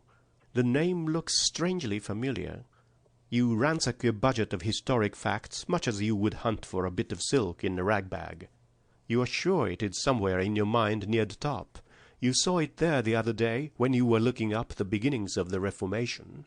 But where is it now? You fish out all manner of odds and ends of knowledge, revolutions, schisms, massacres, systems of government. But Huss? Where is he? You are amazed at all the things you know which are not on the examination paper. In desperation you seize the budget and dump everything out, and there in a corner is your man, serenely brooding on his own private thought, unconscious of the catastrophe which he has brought upon you. Just then the proctor informs you that the time is up. With a feeling of intense disgust you kick the mass of rubbish into a corner and go home, your head full of revolutionary schemes to abolish the divine right of professors to ask questions without the consent of the questioned. It comes over me that in the last 2 or 3 pages of this chapter I have used figures which will turn the laugh against me. Ah, here they are.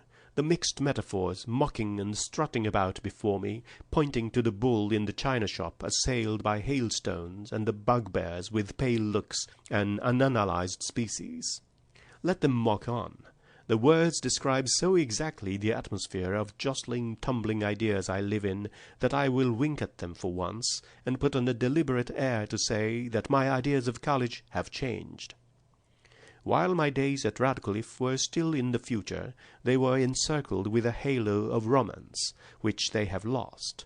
But in the transition from romantic to actual, I have learned many things I should never have known had I not tried the experiment. One of them is the precious science of patience, which teaches us that we should take our education as we would take a walk in the country, leisurely, our minds hospitably open to impressions of every sort. Such knowledge floods the soul unseen with a soundless tidal wave of deepening thought. Knowledge is power. Rather, knowledge is happiness, because to have knowledge, broad, deep knowledge, is to know true ends from false, and lofty things from low. To know the thoughts and deeds that have marked man's progress is to feel the great heart-throbs of humanity through the centuries. And if one does not feel in these pulsations a heavenward striving, one must indeed be deaf to the harmonies of life. Chapter 21. I have thus far sketched the events of my life, but I have not shown how much I have depended on books, not only for pleasure and for the wisdom they bring to all who read, but also for that knowledge which comes to others through their eyes and their ears.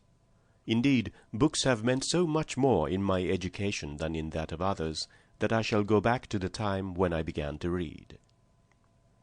I read my first connected story in May 1887, when I was 7 years old, and from that day to this I have devoured everything in the shape of a printed page that has come within the reach of my hungry fingertips.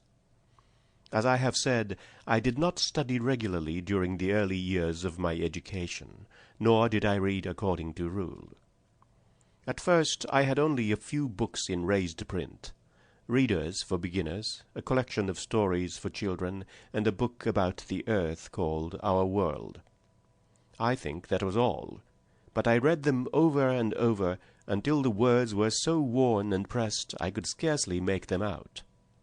Sometimes Miss Sullivan read to me, spelling into my hand little stories and poems that she knew I should understand, but I preferred reading myself to being read to, because I liked to read again and again the things that pleased me.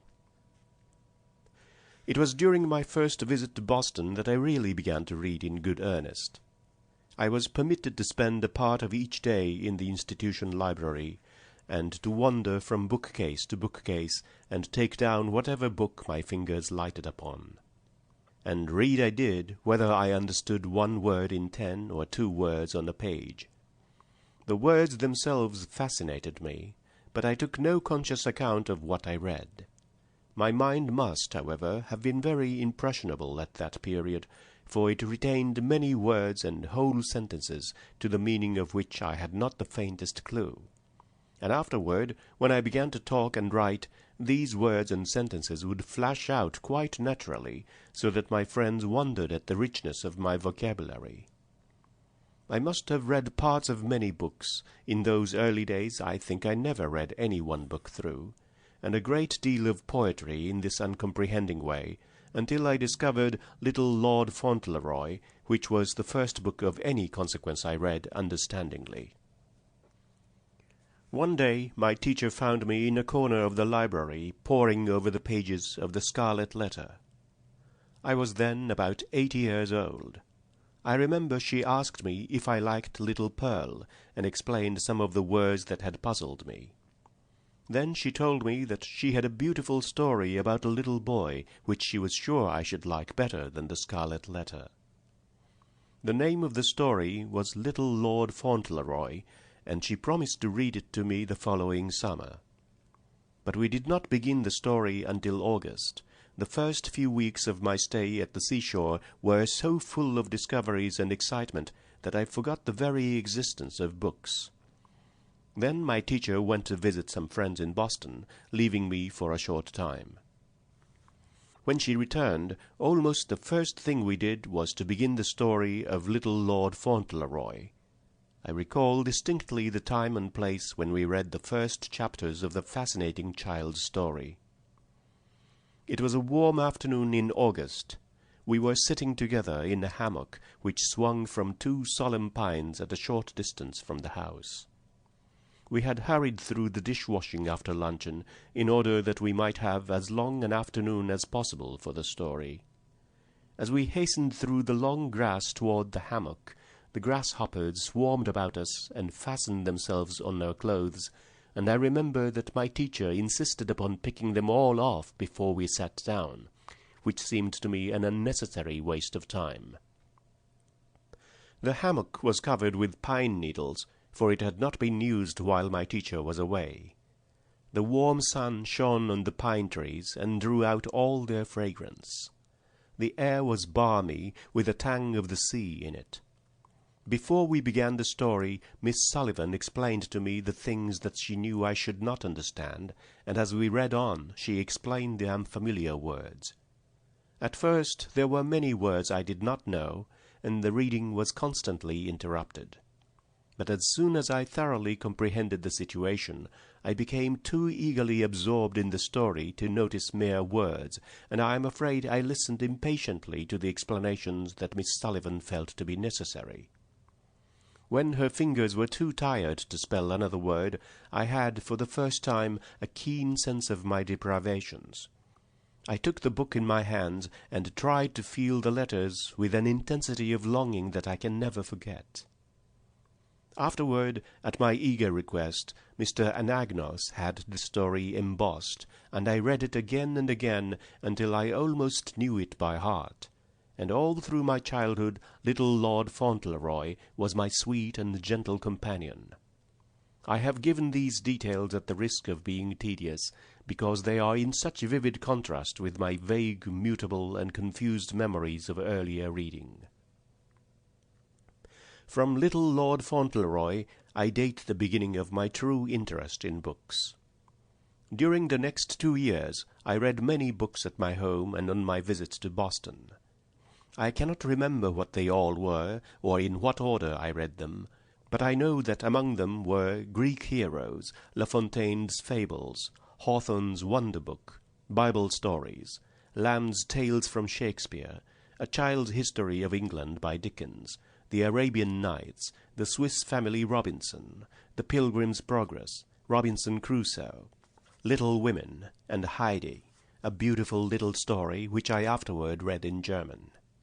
I read them in the intervals between study and play with an ever-deepening sense of pleasure. I did not study nor analyze them. I did not know whether they were well written or not. I never thought about style or authorship. They laid their treasures at my feet, and I accepted them as we accept the sunshine and the love of our friends. I loved Little Women because it gave me a sense of kinship with girls and boys who could see and hear. Circumscribed as my life was in so many ways, I had to look between the covers of books for news of the world that lay outside my own. I did not care especially for The Pilgrim's Progress, which I think I did not finish, or for the Fables. I read La Fontaine's Fables first in an English translation, and enjoyed them only after a half-hearted fashion. Later I read the book again in French, and I found that, in spite of the vivid word pictures and the wonderful mastery of language, I liked it no better. I do not know why it is, but stories in which animals are made to talk and act like human beings have never appealed to me very strongly. The ludicrous caricatures of the animals occupy my mind to the exclusion of the moral. Then again, La Fontaine seldom, if ever, appeals to our higher moral sense. The highest chords he strikes are those of reason and self-love. Through all the fables runs the thought that man's morality springs wholly from self-love, and that if that self-love is directed and restrained by reason, happiness must follow. Now, so far as I can judge, self-love is the root of all evil. But of course I may be wrong, for La Fontaine had greater opportunities of observing men than I am likely ever to have. I do not object so much to the cynical and satirical fables as to those in which momentous truths are taught by monkeys and foxes. But I love the Jungle Book and wild animals I have known. I feel a genuine interest in the animals themselves, because they are real animals and not caricatures of men. One sympathizes with their loves and hatreds, laughs over their comedies, and weeps over their tragedies. And if they point a moral, it is so subtle that we are not conscious of it. My mind opened naturally and joyously to a conception of antiquity. Greece, ancient Greece, exercised a mysterious fascination over me. In my fancy, the pagan gods and goddesses still walked on earth and talked face to face with men, and in my heart I secretly built shrines to those I loved best. I knew and loved the whole tribe of nymphs and heroes and demigods.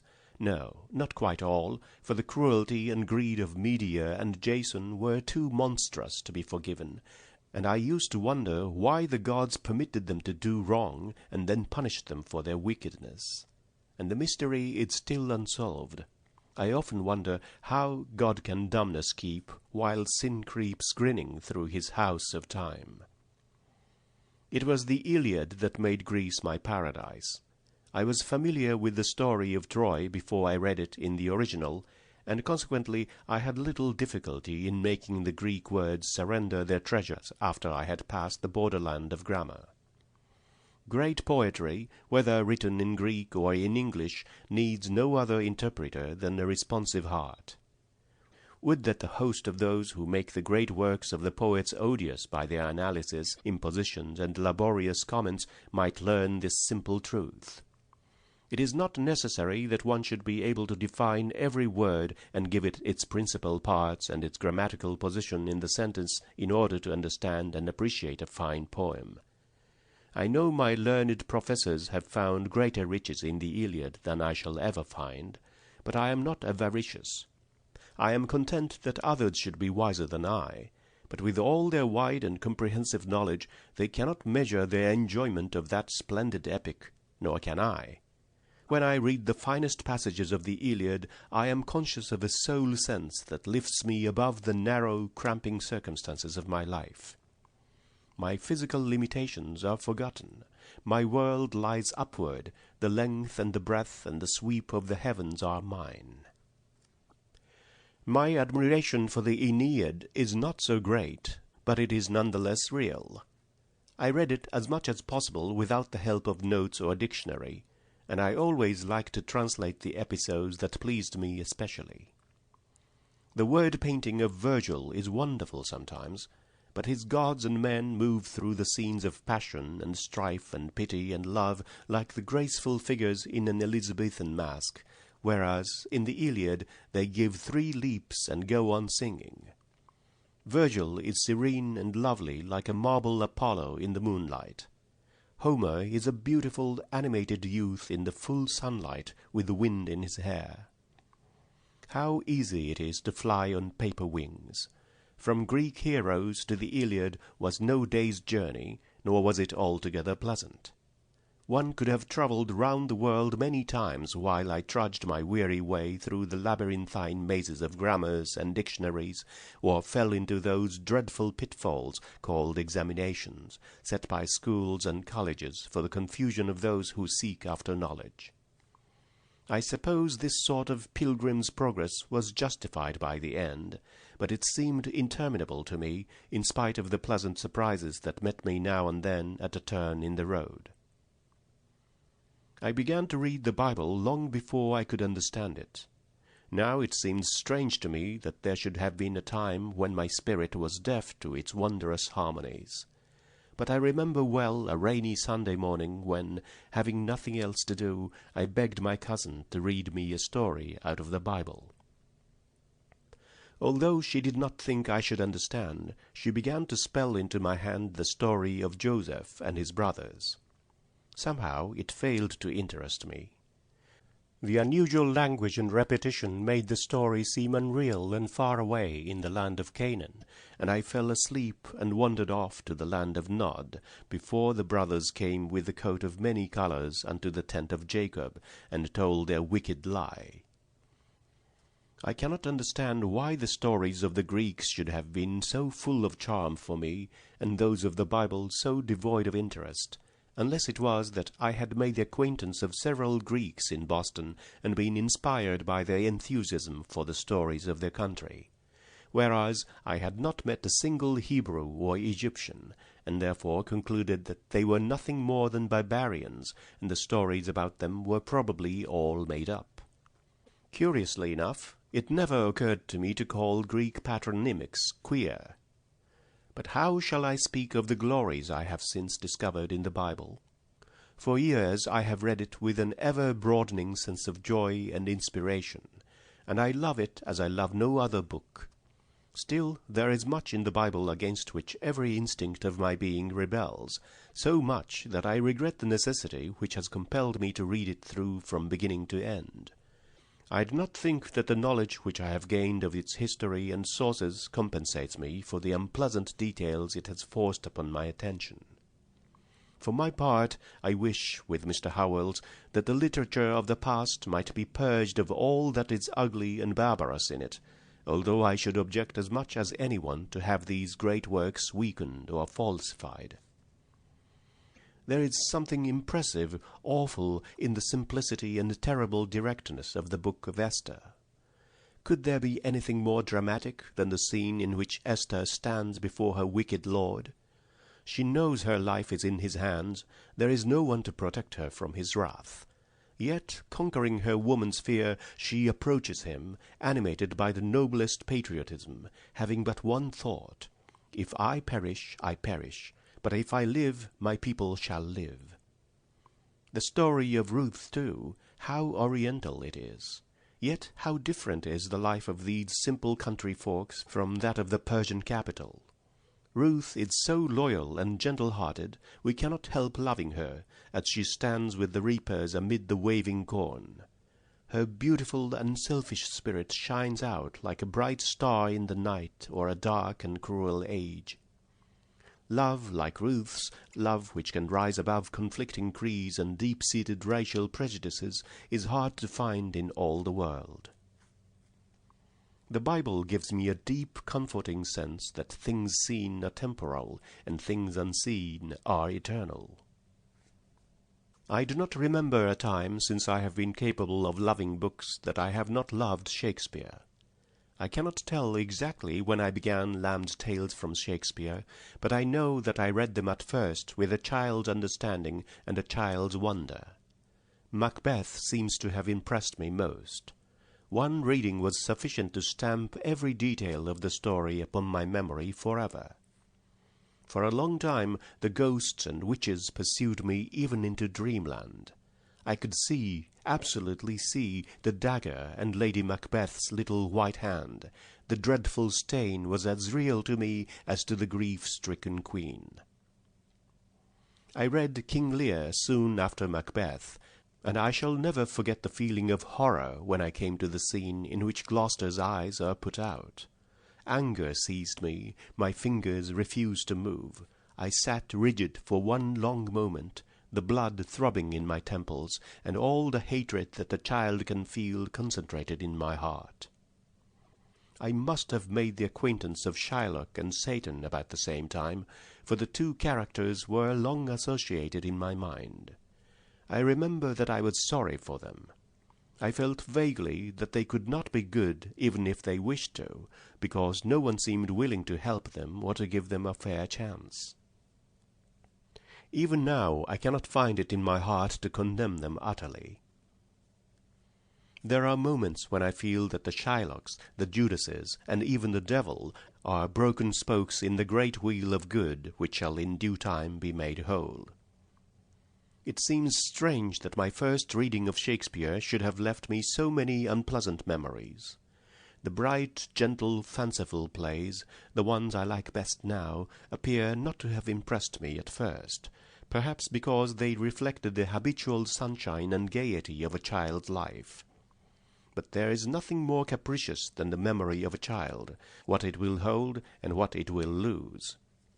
I have since read Shakespeare's plays many times, and know parts of them by heart, but I cannot tell which of them I like best. My delight in them is as varied as my moods. The little songs and the sonnets have a meaning for me as fresh and wonderful as the dramas. But with all my love for Shakespeare, it is often weary work to read all the meanings into his lines which critics and commentators have given them. I used to try to remember their interpretations, but they discouraged and vexed me, so I made a secret compact with myself not to try any more. This compact I have only just broken in my study of Shakespeare under Professor Kittredge. I know there are many things in Shakespeare and in the world that I do not understand, and I am glad to see veil after veil lift gradually, revealing new realms of thought and beauty. Next to poetry, I love history.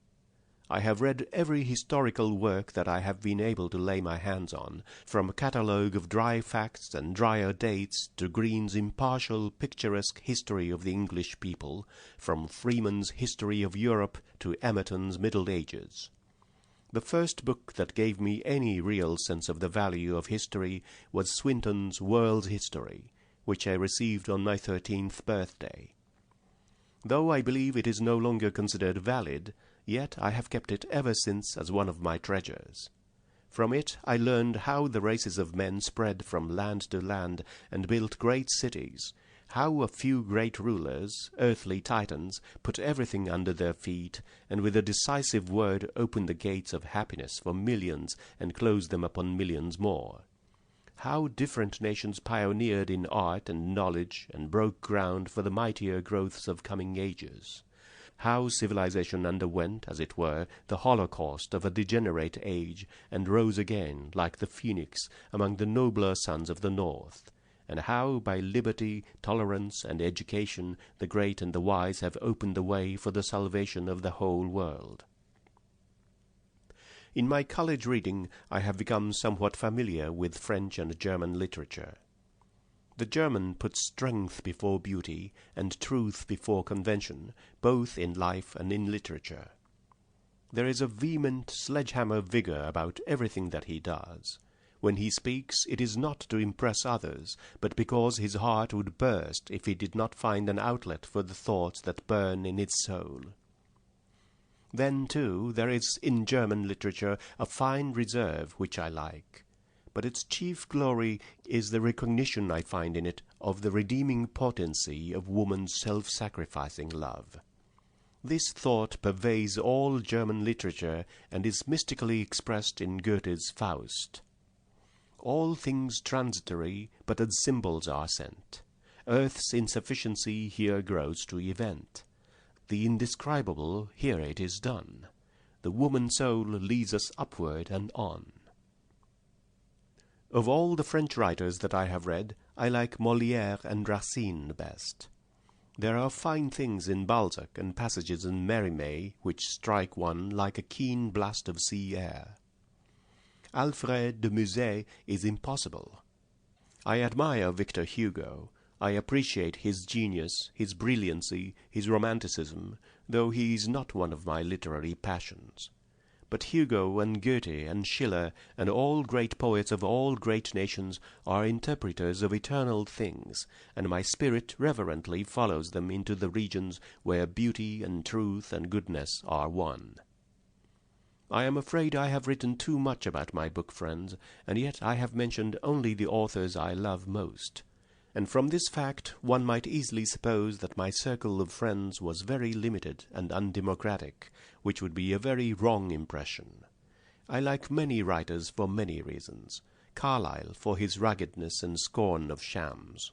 Wordsworth, who teaches the oneness of man and nature. I find an exquisite pleasure in the oddities and surprises of Hood, in Herrick's quaintness and palpable scent of lily and rose in his verses. I like Whittier for his enthusiasms and moral rectitude. I knew him, and the gentle remembrance of our friendship doubles the pleasure I have in reading his poems. I love Mark Twain. Who does not? The gods, too, loved him, and put into his heart all manner of wisdom. Then, fearing lest he should become a pessimist, they spanned his mind with a rainbow of love and faith. I like Scott for his freshness, dash, and large honesty. I love all writers whose minds, like Lowell's, bubble up in the sunshine of optimism, fountains of joy and goodwill, with occasionally a splash of anger and here and there a healing spray of sympathy and pity. In a word, literature is my utopia. Here I am not disfranchised. No barrier of the senses shuts me out from the sweet, gracious discourse of my book friends. They talk to me without embarrassment or awkwardness.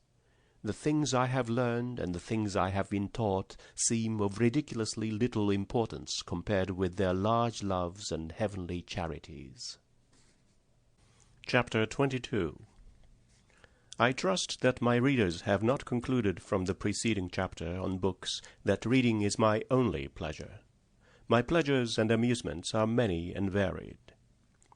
More than once in the course of my story I have referred to my love of the country and out-of-door sports.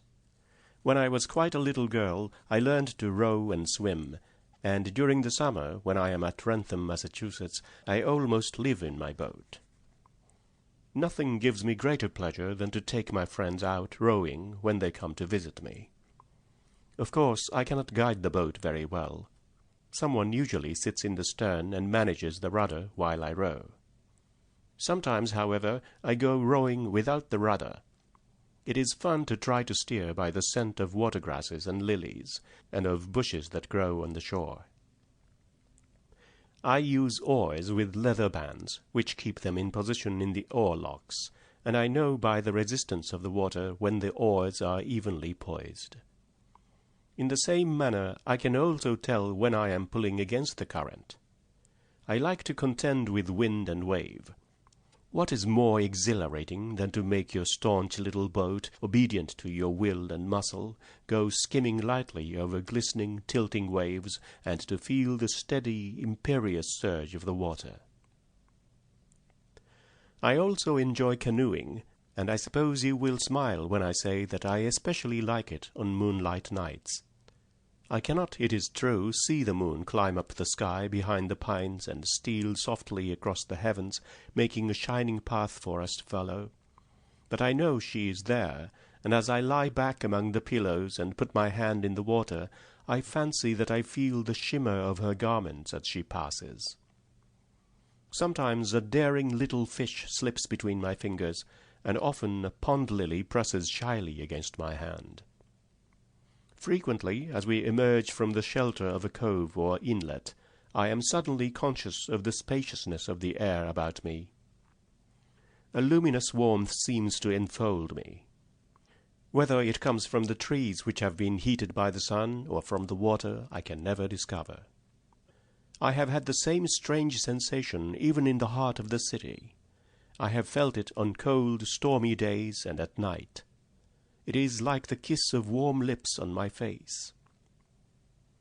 My favorite amusement is sailing. In the summer of 1901, I visited Nova Scotia, and had opportunities such as I had not enjoyed before to make the acquaintance of the ocean. After spending a few days in Evangeline's country, about which Longfellow's beautiful poem has woven a spell of enchantment, Miss Sullivan and I went to Halifax, where we remained the greater part of the summer. The harbour was our joy, our paradise. What glorious sails we had to Bedford Basin, to McNabb's Island, to York Redoubt, and to the Northwest Arm. And at night what soothing, wondrous hours we spent in the shadow of the great silent men of war. Oh, it was all so interesting, so beautiful. The memory of it is a joy forever.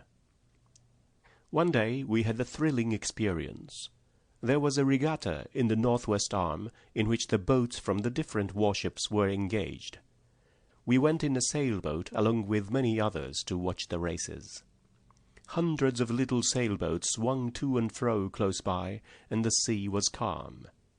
When the races were over, and we turned our faces homeward, one of the party noticed a black cloud drifting in from the sea, which grew and spread and thickened until it covered the whole sky. The wind rose, and the waves chopped angrily at unseen barriers.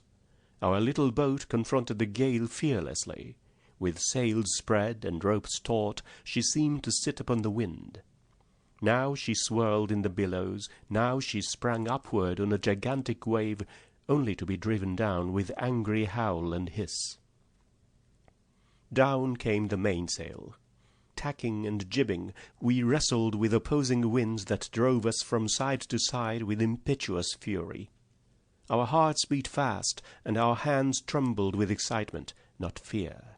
For we had the hearts of Vikings, and we knew that our skipper was master of the situation. He had steered through many a storm with firm hand and sea-wise eye. As they passed us, the large craft and the gunboats in the harbour saluted, and the seamen shouted applause for the master of the only little sailboat that ventured out into the storm. At last, cold, hungry, and weary, we reached our pier. Last summer I spent in one of the loveliest nooks of one of the most charming villages in New England. Wrentham, Massachusetts, is associated with nearly all of my joys and sorrows. For many years, Red Farm, the home of Mr. J. E. Chamberlain and his family, was my home. I remember with deepest gratitude the kindness of these dear friends and the happy days I spent with them. The sweet companionship of their children meant much to me. I joined in all their sports and rambles through the woods and frolics in the water. The prattle of the little ones and their pleasure in the stories I told them of elf and gnome, of hero and wily bear, are pleasant things to remember. Mr. Chamberlain initiated me into the mysteries of tree and wild flower, until with the little ear of love I heard the flow of sap in the oak, and saw the sun glint from leaf to leaf. Thus it is that, even as the roots shut in the darksome earth share in the tree-tops' joyance, and conceive of sunshine and wide air and winged things by sympathy of nature, so do I, gave evidence of things unseen. It seems to me that there is in each of us a capacity to comprehend the impressions and emotions which have been experienced by mankind from the beginning. Each individual has a subconscious memory of the green earth and murmuring waters, and blindness and deafness cannot rob him of this gift from past generations. This inherited capacity is a sort of sixth sense, a soul sense which sees, hears, feels, all in one. I have many tree friends in Wrentham. One of them, a splendid oak, is the special pride of my heart. I take all my other friends to see this king tree. It stands on a bluff overlooking King Philip's Pond, and those who are wise in tree lore say it must have stood there 800 or 1,000 years. There is a tradition that under this tree King Philip, the heroic Indian chief, gazed his last on earth and sky. I had another tree friend, gentle and more approachable than the great oak, a linden that grew in the dooryard at Red Farm.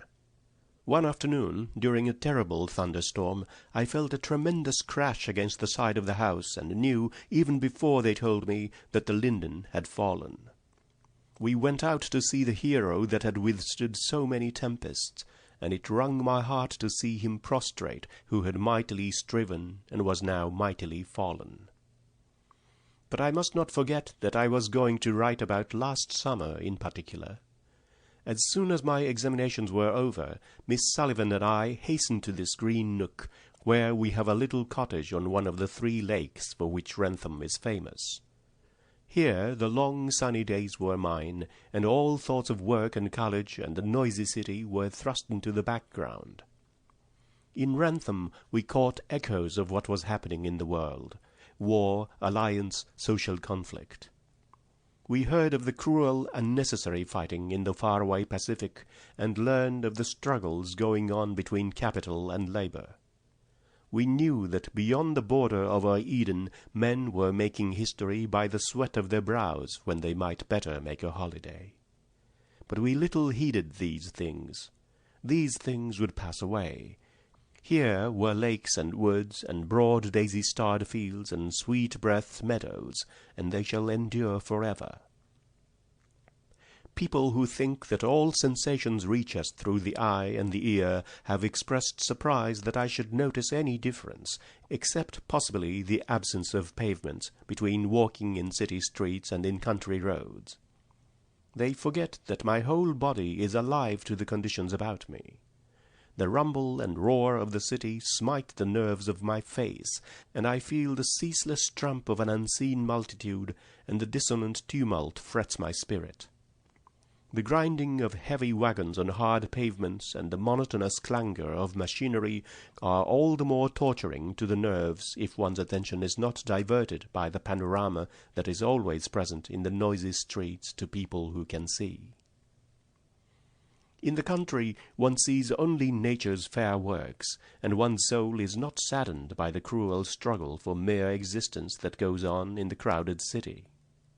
Several times I have visited the narrow, dirty streets where the poor live, and I grow hot and indignant to think that good people should be content to live in fine houses and become strong and beautiful, while others are condemned to live in hideous, sunless tenements and grow ugly, withered, and cringing. The children who crowd these grimy alleys, half-clad and underfed, shrink away from your outstretched hand as if from a blow. Dear little creatures, they crouch in my heart and haunt me with a constant sense of pain. There are men and women, too, all gnarled and bent out of shape. I have felt their hard, rough hands, and realized what an endless struggle their existence must be, no more than a series of scrimmages, thwarted attempts to do something. Their life seems an immense disparity between effort and opportunity. The sun and the air are God's free gifts to all, we say, but are they so? In yonder city's dingy alleys the sun shines not, and the air is foul. O man, how dost thou forget and obstruct thy brother man, and say, Give us this day our daily bread, when he has none? Oh, would that men would leave the city, its splendor and its tumult and its gold, and return to wood and field and simple honest living. Then would their children grow stately as noble trees, and their thoughts sweet and pure as wayside flowers. It is impossible not to think of all this when I return to the country after a year of work in town. What a joy it is to feel the soft, springy earth under my feet once more, to follow grassy roads that lead to ferny brooks where I can bathe my fingers in a cataract of rippling notes, or to clamber over a stone wall into green fields that tumble and roll and climb in riotous gladness. Next to a leisurely walk, I enjoy a spin on my tandem bicycle. It is splendid to feel the wind blowing in my face and the springy motion of my iron steed. The rapid rush through the air gives me a delicious sense of strength and buoyancy, and the exercise makes my pulses dance and my heart sing. Whenever it is possible, my dog accompanies me on a walk or a ride or sail. I have had many dog friends, huge mastiffs, soft-eyed spaniels, wood-wide setters, and honest homely bull-terriers.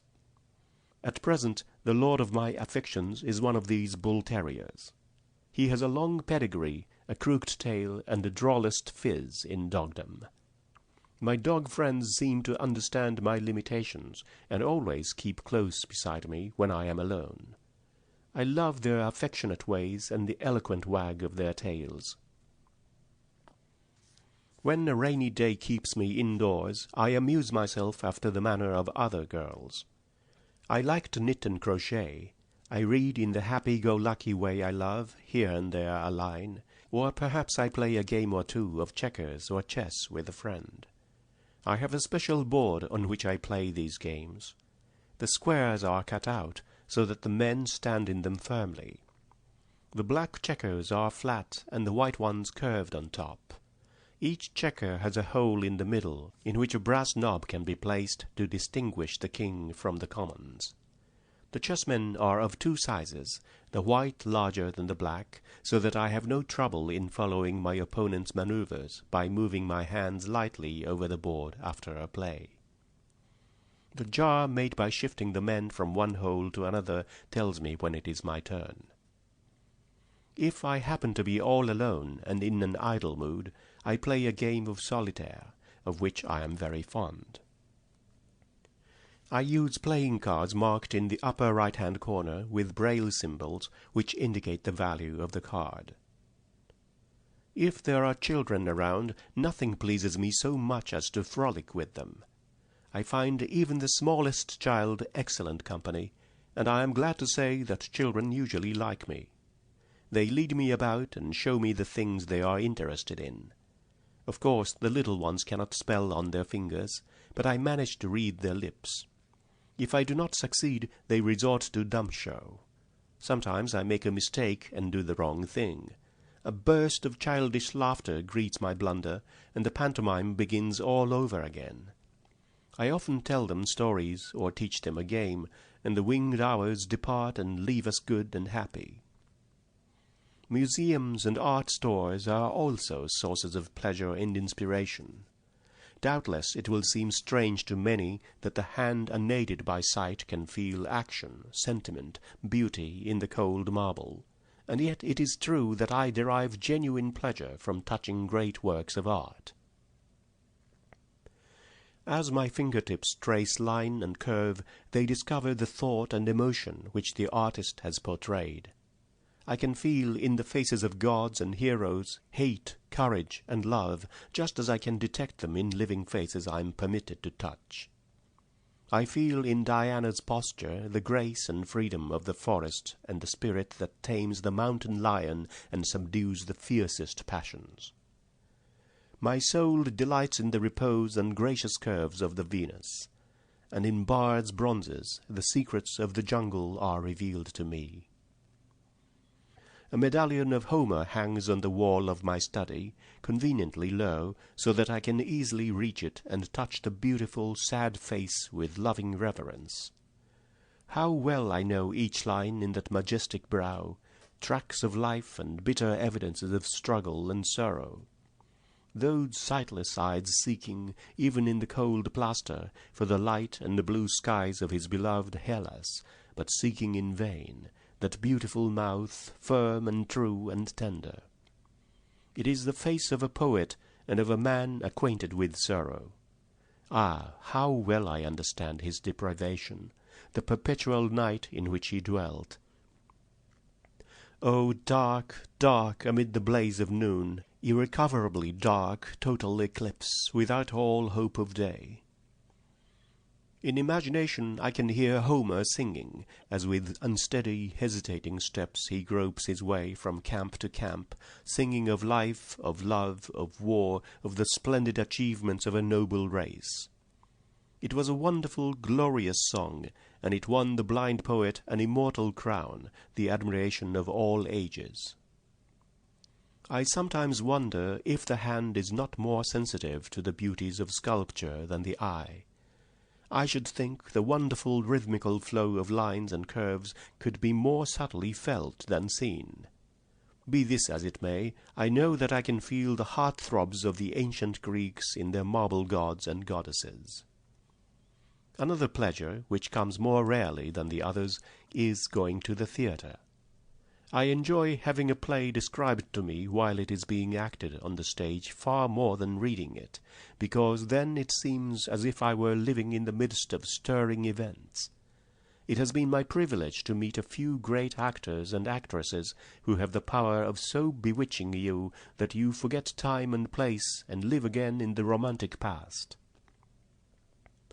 I have been permitted to touch the face and costume of Miss Ellen Terry as she impersonated our ideal of a queen, and there was about her that divinity that hedged sublimest woe. Beside her stood Sir Henry Irving, wearing the symbols of kinship, and there was majesty of intellect in his every gesture and attitude, and the royalty that subdues and overcomes in every line of his sensitive face. In the king's face, which he wore as a mask, there was a remoteness and inaccessibility of grief which I shall never forget. I also know Mr. Jefferson. I am proud to count him among my friends. I go to see him whenever I happen to be where he is acting. The first time I saw him act was while at school in New York. He played Rip Van Winkle. I had often read the story, but I had never felt the charm of Rip's slow, quaint, kind ways as I did in the play. Mr. Jefferson's beautiful, pathetic representation quite carried me away with delight. I have a picture of old Rip in my fingers, which they will never lose. After the play, Miss Sullivan took me to see him behind the scenes, and I felt of his curious garb and his flowing hair and beard. Mr. Jefferson let me touch his face so that I could imagine how he looked on waking from that strange sleep of 20 years, and he showed me how poor old Rip staggered to his feet. I have also seen him in The Rivals. Once, while I was calling on him in Boston, he acted the most striking parts of The Rivals for me. The reception-room where we sat served for a stage. He and his son seated themselves at the big table, and Bob Acres wrote his challenge. I followed all his movements with my hands, and caught the drollery of his blunders and gestures in a way that would have been impossible had it all been spelled to me. Then they rose to fight the duel, and I followed the swift thrusts and parries of the swords and the waverings of poor Bob as his courage woozed out at his finger ends. Then the great actor gave his coat a hitch and his mouth a twitch, and in an instant I was in the village of Falling Water, and felt Schneider's shaggy head against my knee. Mr. Jefferson recited the best dialogues of Rip Van Winkle, in which the tear came close upon the smile. He asked me to indicate as far as I could the gestures and action that should go with the lines. Of course, I have no sense whatever of dramatic action, and could make only random guesses, but with masterful art he suited the action to the word. The sigh of Rip as he murmurs, "Is a man so soon forgotten when he is gone?" The dismay with which he searches for dog and gun after his long sleep, and his comical irresolution over signing the contract with Derrick, all these seem to be right out of life itself, that is, the ideal life, where things happen as we think they should. I remember well the first time I went to the theatre. It was 12 years ago. Elsie Leslie, the little actress, was in Boston, and Miss Sullivan took me to see her in The Prince and the Pauper. I shall never forget the ripple of alternating joy and woe that ran through that beautiful little play, or the wonderful child who acted it. After the play I was permitted to go behind the scenes and meet her in her royal costume. It would have been hard to find a lovelier or more lovable child than Elsie, as she stood with a cloud of golden hair floating over her shoulders, smiling brightly, showing no signs of shyness or fatigue, though she had been playing to an immense audience. I was only just learning to speak, and had previously repeated her name until I could say it perfectly. Imagine my delight when she understood the few words I spoke to her, and without hesitation stretched her hand to greet me. Is it not true, then, that my life, with all its limitations, touches at many points the life of the world beautiful? Everything has its wonders, even darkness and silence, and I learn, whatever state I may be in, therein to be content. Sometimes, it is true, a sense of isolation enfolds me like a cold mist as I sit alone and wait at life's shut gate. Beyond there is light and music and sweet companionship, but I may not enter. Fate, silent, pitiless, bars the way. Fain would I question his imperious decree, for my heart is still undisciplined and passionate, but my tongue will not utter the bitter, futile words that rise to my lips, and they fall back into my heart like unshed tears. Silence sits immense upon my soul. Then comes hope with a smile and whispers, "There is joy in self-forgetfulness." So I try to make the light in others' eyes my sun, the music in others' ears my symphony, the smile on others' lips my happiness. Chapter 23. Would that I could enrich this sketch with the names of all those who have ministered to my happiness. Some of them would be found written in our literature and dear to the hearts of many, while others would be wholly unknown to most of my readers. But their influence, though it escapes fame, shall live immortal in the lives that have been sweetened and ennobled by it. Those are red-letter days in our lives when we meet people who thrill us like a fine poem, people whose handshake is brimful of unspoken sympathy, and whose sweet, rich natures impart to our eager, impatient spirits a wonderful restfulness which, in its essence, is divine. The perplexities, irritations, and worries that have absorbed us pass like unpleasant dreams, and we wake to see with new eyes and hear with new ears the beauty and harmony of God's real world. The solemn nothings that fill our everyday life blossom suddenly into bright possibilities. In a word, while such friends are near us, we feel that all is well. Perhaps we never saw them before, and they may never cross our life's path again, but the influence of their calm, mellow natures is a libation poured upon our discontent, and we feel its healing touch, as the ocean feels the mountain stream freshening its brine. I have often been asked, "Do not people bore you?" I do not understand quite what that means. I suppose the calls of the stupid and curious, especially of newspaper reporters, are always inopportune. I also dislike people who try to talk down to my understanding. They are like people who, when walking with you, try to shorten their steps to suit yours. The hypocrisy in both cases is equally exasperating. The hands of those I meet are dumbly eloquent to me. The touch of some hands is an impertinence. I have met people so empty of joy that when I clasped their frosty fingertips it seemed as if I were shaking hands with a northeast storm. Others there are whose hands have sunbeams in them, so that their grasp warms my heart. It may be only the clinging touch of a child's hand, but there is as much potential sunshine in it for me as there is in a loving glance for others. A hearty handshake or a friendly letter gives me genuine pleasure. I have many far-off friends whom I have never seen. Indeed, they are so many that I have often been unable to reply to their letters. But I wish to say here that I am always grateful for their kind words, however insufficiently I acknowledge them. I count it one of the sweetest privileges of my life to have known and conversed with many men of genius. Only those who knew Bishop Brooks can appreciate the joy his friendship was to those who possessed it. As a child I loved to sit on his knee and clasp his great hand with one of mine, while Miss Sullivan spelled into the other his beautiful words about God and the spiritual world. I heard him with a child's wonder and delight. My spirit could not reach up to his, but he gave me a real sense of joy in life, and I never left him without carrying away a fine thought that grew in beauty and depth of meaning as I grew.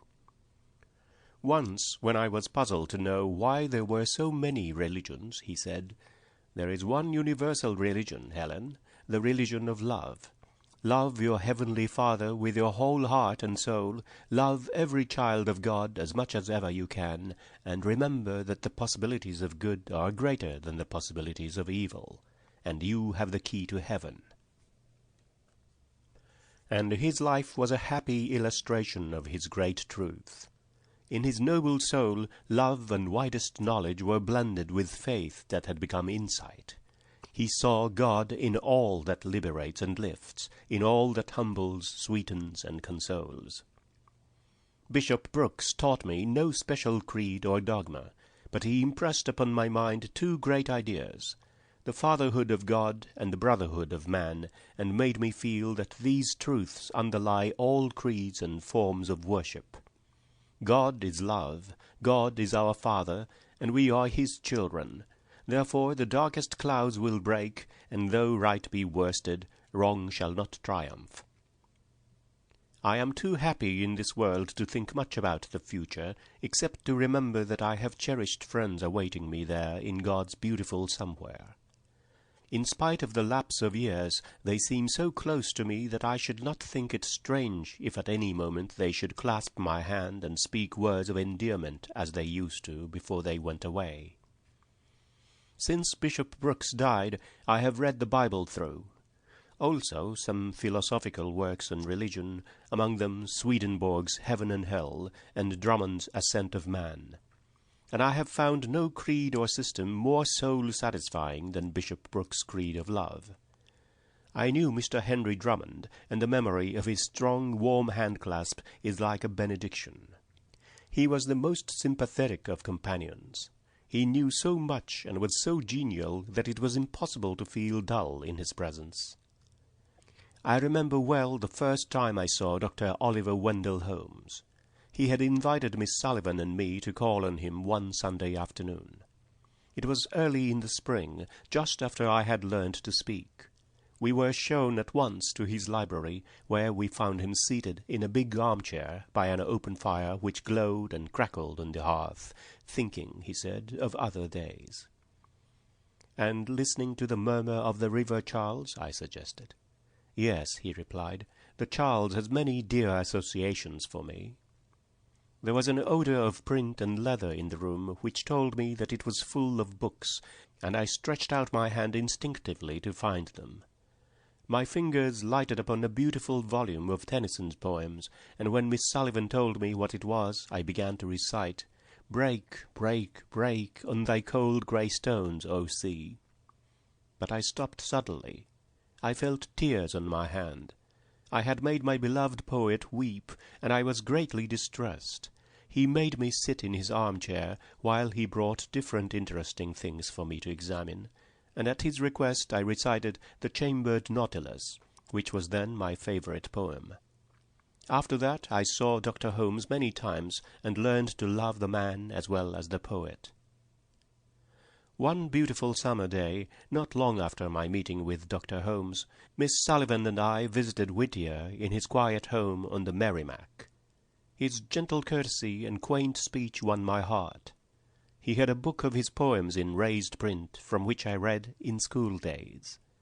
He was delighted that I could pronounce the words so well, and said that he had no difficulty in understanding me. Then I asked many questions about the poem, and read his answers by placing my fingers on his lips. He said he was the little boy in the poem, and that the girl's name was Sally, and more which I have forgotten. I also recited Laus Deo, and as I spoke the concluding verses, he placed in my hands a statue of a slave, from whose crouching figure the fetters were falling, even as they fell from Peter's limbs when the angel led him forth out of prison. Afterward we went into his study, and he wrote his autograph for my teacher, and expressed his admiration of her work, saying to me, "She is thy spiritual liberator." Then he led me to the gate, and kissed me tenderly on my forehead. I promised to visit him again the following summer, but he died before the promise was fulfilled. Dr. Edward Everett Hale is one of my very oldest friends. I have known him since I was 8, and my love for him has increased with my years. His wise, tender sympathy has been the support of Miss Sullivan and me in times of trial and sorrow, and his strong hand has helped us over many rough places, and what he has done for us he has done for thousands of those who have difficult tasks to accomplish. He has filled the old skins of dogma with the new wine of love, and shown men what it is to believe, live, and be free. What he has taught we have seen beautifully expressed in his own life: love of country, kindness to the least of his brethren, and a sincere desire to live upward and onward. He has been a prophet and an inspirer of men, and a mighty doer of the word, the friend of all his race. God bless him. I have already written of my first meeting with Dr. Alexander Graham Bell. Since then I have spent many happy days with him at Washington, and at his beautiful home in the heart of Cape Breton Island, near Baddeck, the village made famous by Charles Dudley Warner's book. Here, in Dr. Bell's laboratory, or in the fields on the shore of the great brass door, I have spent many delightful hours listening to what he had to tell me about his experiments, and helping him fly kites by means of which he expected to discover the laws that shall govern the future airship. Dr. Bell is proficient in many fields of science, and has the art of making every subject he touches interesting, even the most abstruse theories. He makes you feel that if you only had a little more time, you too might be an inventor. He has a humorous and poetic side too. His dominating passion is his love for children. He is never quite so happy as when he has a little deaf child in his arms. His labors in behalf of the deaf will live on and bless generations of children yet to come, and we love him alike for what he himself has achieved and for what he has evoked from others. During the 2 years I spent in New York, I had many opportunities to talk with distinguished people whose names I had often heard, but whom I had never expected to meet. Most of them I met first in the house of my good friend, Mr. Lawrence Hutton. It was a great privilege to visit him and dear Mrs. Hutton in their lovely home, and see their library, and read the beautiful sentiments and bright thoughts gifted friends had written for them. It has been truly said that Mr. Hutton has the faculty of bringing out in everyone the best thoughts and kindest sentiments. One does not need to read A Boy I Knew to understand him. The most generous, sweet-natured boy I ever knew, a good friend in all sorts of weather, who traces the footprints of love in the life of dogs as well as in that of his fellow men. Mrs. Hutton is a true and tried friend. Much that I hold sweetest, much that I hold most precious, I owe to her. She has oftenest advised and helped me in my progress through college.